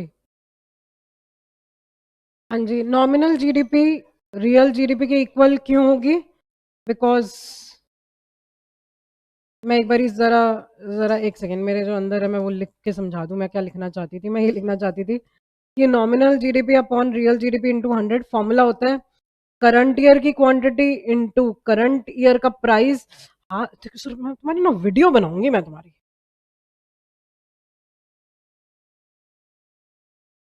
तुम ये सोचो मैं क्लास में अगर ऐसे करूं, यार मेरा सारा ध्यान, मैं ना चाहते हुए भी तुम मुझे डिस्ट्रैक्ट कर रहे हो। मतलब इतना तो इमोशन कंट्रोल होते हैं, बचपन में सिखाया था स्कूल में सिट स्ट्रेट। मतलब इस क्लास में तो हाँ, मैं भी ऐसे ही करके पढ़ाऊंगी। हाँ, यार बच्चे ना इतने बिगड़ गए हैं ना, इतना लाड प्यार करके बिगाड़ दिया ना, तो पढ़ने चाहिए। Like my sister says sometimes, मेरी छोटी बहन है, वो ऐसी मजाक में पापा को बोलती है मारे लगाए होते हैं ना इसको बचपन में दो। खैर, nominal GDP upon real GDP into 100। अब अगर मुझे बेस ईयर का ये कैलकुलेट करना है तो करंट ईयर क्वांटिटी कट गई, बेस ईयर का करंट ईयर प्राइस भी वही है और बेस प्राइस भी, ये भी कट गया, बचा क्या? 100। एग्जाम्स के लिए इंपॉर्टेंट है। हो सकता है आपको ना एग्जाम में ईयर्स गिवन हो, उनके इंडेक्स नंबर्स गिवन हो, और आपसे पूछा जाए बताओ इसमें से बेस ईयर कौन सा है, जिसका इंडेक्स नंबर 100 हुआ वही बेस ईयर है। और प्लीज टेल मी, चलो मैं आप ही से पूछती हूँ, हम बहुत सवाल पूछते हो। ठीक है, लेट अस अज्यूम एक ये बेस ईयर है 2021 को ले लेते हैं, इसका इंडेक्स नंबर 100 है। ठीक है, अब यार कितनी जल्दी वक्त बीत रहा है, वो 26 भी आ गया अब। 104, 108, 137, 98। प्लीज टेल मी, अगर मैं बेस ईयर से कंपेयर करूं कौन से ईयर में प्राइसेस कम हुए हैं as compared to base year? 2025 में। वाई? बिकॉज इसमें इंडेक्स नंबर 100 से भी कम है, इसका मतलब इसमें कम हुए हैं। ठीक है, मैं नेक्स्ट क्वेश्चन, कौन से ईयर में सबसे ज्यादा इन्फ्लेशन हुई है एज कंपेयर टू? कैसे पता चला? क्योंकि इसका इंडेक्स नंबर सबसे अच्छा, कितने परसेंट इन्फ्लेशन हुई है? 37%। अच्छा, और कितनी परसेंट डिफ्लेशन हुई थी? 2%। ठीक है, ये समझ आ गया कैसे कैलकुलेट कर। अब एक बहुत इंपॉर्टेंट क्वेश्चन, मुझे ये बताइए 2023 और 24 में भी अगर कंपेयर किया जाए, क्या 24 में प्राइसेस बढ़े as compared to 23? Yes, because 24 का इंडेक्स नंबर ज्यादा है, 23 का इंडेक्स नंबर कम। कितने बड़े हैं? अगर नहीं, अगर अब मैं आपसे ये पूछूं कितने बड़े हैं, आपने इन दोनों को माइनस नहीं करना है। रीजन बीइंग, क्योंकि ये दोनों बेस ईयर के कंपेयर में कैलकुलेट हुए हैं, एक दूसरे के टर्म्स में कैलकुलेट, परसेंटेजेस को हम माइनस नहीं करते हैं। अगर मैं आपसे ये पूछूं ना, फिर से सवाल पूछ रहे हो मैम, अगर मैं आपसे ये पूछूं कि इन 2 सालों में कितनी इन्फ्लेशन हुई है, आप माइनस करके बताओगे 4%। मैं आपसे पूछूं इन 2 सालों में कितनी इन्फ्लेशन हुई है, आप बताओगे 8%। क्योंकि बेस ईयर से तो हम ऐसे कैलकुलेट कर सकते हैं, लेकिन 2 लगातार सालों में हम माइनस, उसका फॉर्मूला पता क्या है? अगर मैं आपसे पूछूं ना कि 23-24 में, तो आप फॉर्मूला लगाओगे new index number minus old index number base में ओल्ड इंडेक्स नंबर इनटू 100। समझ आया? न्यू माइनस ओल्ड, और ये लिखा हुआ है हमारी बुक में, तुम लोग क्या नोट कर रहे हो, ये देखो लिखा हुआ है। कह रहे अगर आपको किसी ईयर में इन्फ्लेशन रेट निकालना है तो उस ईयर का जीडीपी डिफ्लेटर लो माइनस प्रीवियस ईयर का GDP deflator, new GDP deflator minus old base में ओल्ड इनटू 100, तो हमें 2 ईयर्स का भी इन्फ्लेशन रेट पता चल जाएगा। क्या आपको ये बात समझ आ गई? समझदार तो तुम बहुत हो यार। मैंने ना इसके नीचे एक चीज लिखी थी जो अब उड़ गई है, तो तुम लोग कर लो नोट। आपको याद है मैंने क्या लिखी थी? तुम ही बताओ। कर लो, नोट कर लो, नोट कर लो, साइड बाय साइड नोट कर लो कि if is greater than real GDP it indicates, और मैं यहाँ पे एक और भी चीज लिख सकती हूँ, इन्फ्लेशन का मतलब है कि now index number will be more than, index number will be greater than. हमारी सीट चेंज होगी अब नेक्स्ट क्लास में, तुम बैठोगे मेरे बिल्कुल साथ इधर ही। ये वाली चेयर इसीलिए रखी हुई है कोई ना कोई लकी विनर के लिए।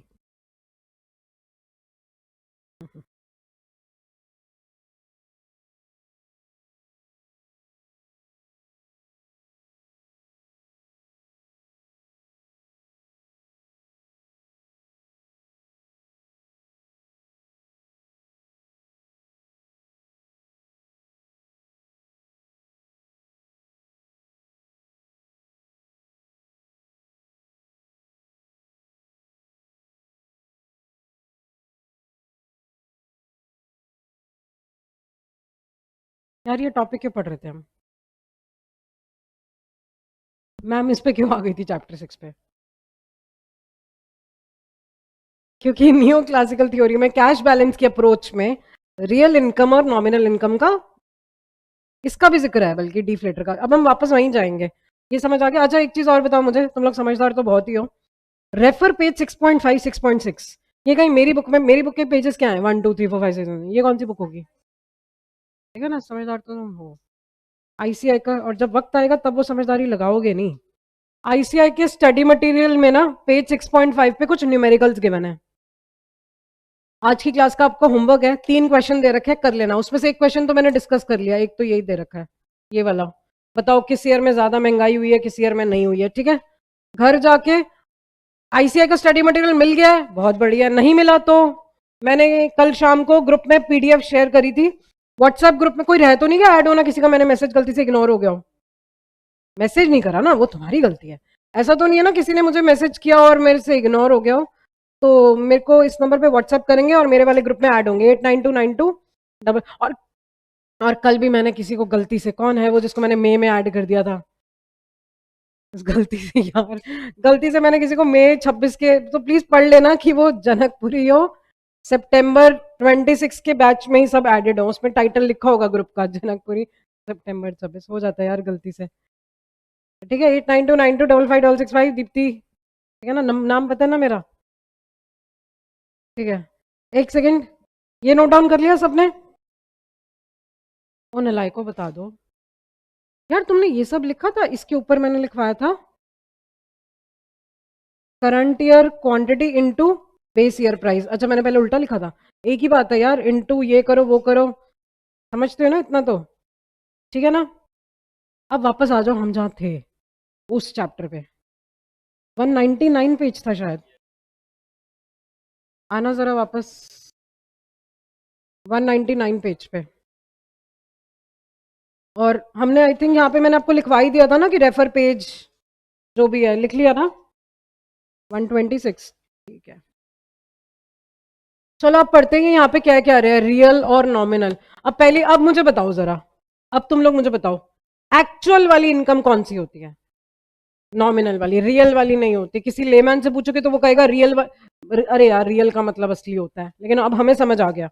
नॉमिनल वाली एक्चुअल इनकम होती है, रियल वाली तो एडजस्टेड होती है। रियल वाली होती है इस तरह से कैलकुलेट करी जाती है ताकि इन्फ्लेशन का इफेक्ट हटा दिया जाए, सिर्फ क्वांटिटी का इफेक्ट बच जाए। ठीक है, अब मेरे साथ जरा स्क्रीन पे देखो, इन्होंने ये इक्वेशन, इन्होंने ये फॉर्मूला, ये सब कैसे करा है। हमने अभी सीखा, इसका दूसरा नाम, हमने अभी सीखा कि प्राइस इंडेक्स का फॉर्मूला होता है नॉमिनल अपॉन, मैं इनटू 100 नहीं लिखूंगी, अंडरस्टूड है 100, 100 को हम इग्नोर करेंगे, यहाँ पे 100 का रोल नहीं है। इसको ना मैं ऐसे लिख सकती हूँ कि P is equal to N upon R. ठीक है, और आर को मैं वहां ले जाके वो कर सकती हूँ ना स्वैप, तो ये हो गया R real income is equal to nominal upon price. और या ये नहीं, ये नहीं लिखना था, मुझे नॉमिनल कैलकुलेट करना था। नॉमिनल के लिए क्या लिख दूं? मल्टीप्लाई हो जाएगा ना, cross multiply. Nominal is equal to P into, देखो इन्होंने यही लिखा हुआ है, कह रहे nominal income is equal to P into Y. Y का मतलब क्या है, नेशनल वर्ड काट दो ताकि कंफ्यूज ना हो तुम, रियल इनकम। समझ में आ गया? पी वाई को नॉमिनल इनकम क्यों लिया? क्योंकि वाई कौन सी लिया इन्होंने, रियल इनकम। इनकी इस इक्वेशन में y का मतलब नॉमिनल इनकम नहीं है, y का मतलब रियल इनकम है, और पी वाई का मतलब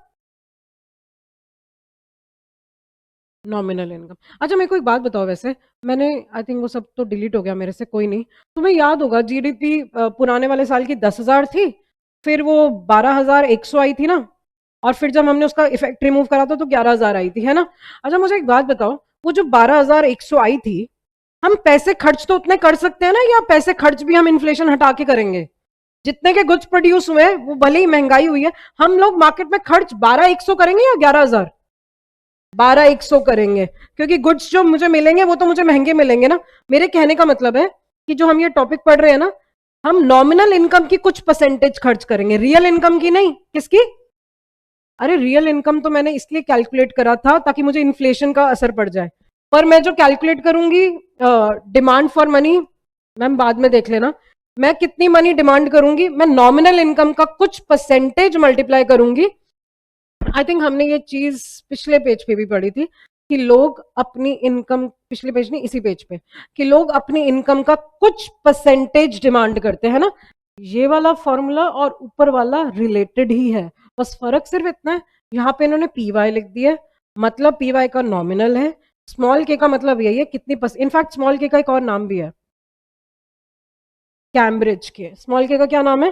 कैम्ब्रिज के। Ma'am what does it indicate? देखो आगे लिखा भी हुआ है, it indicates your monetary habits. Monetary habit का मतलब है it indicates your spending habit, कि आप कितना परसेंटेज अपनी इनकम का खर्च कर रहे हैं, योर स्पेंडिंग हैबिट्स।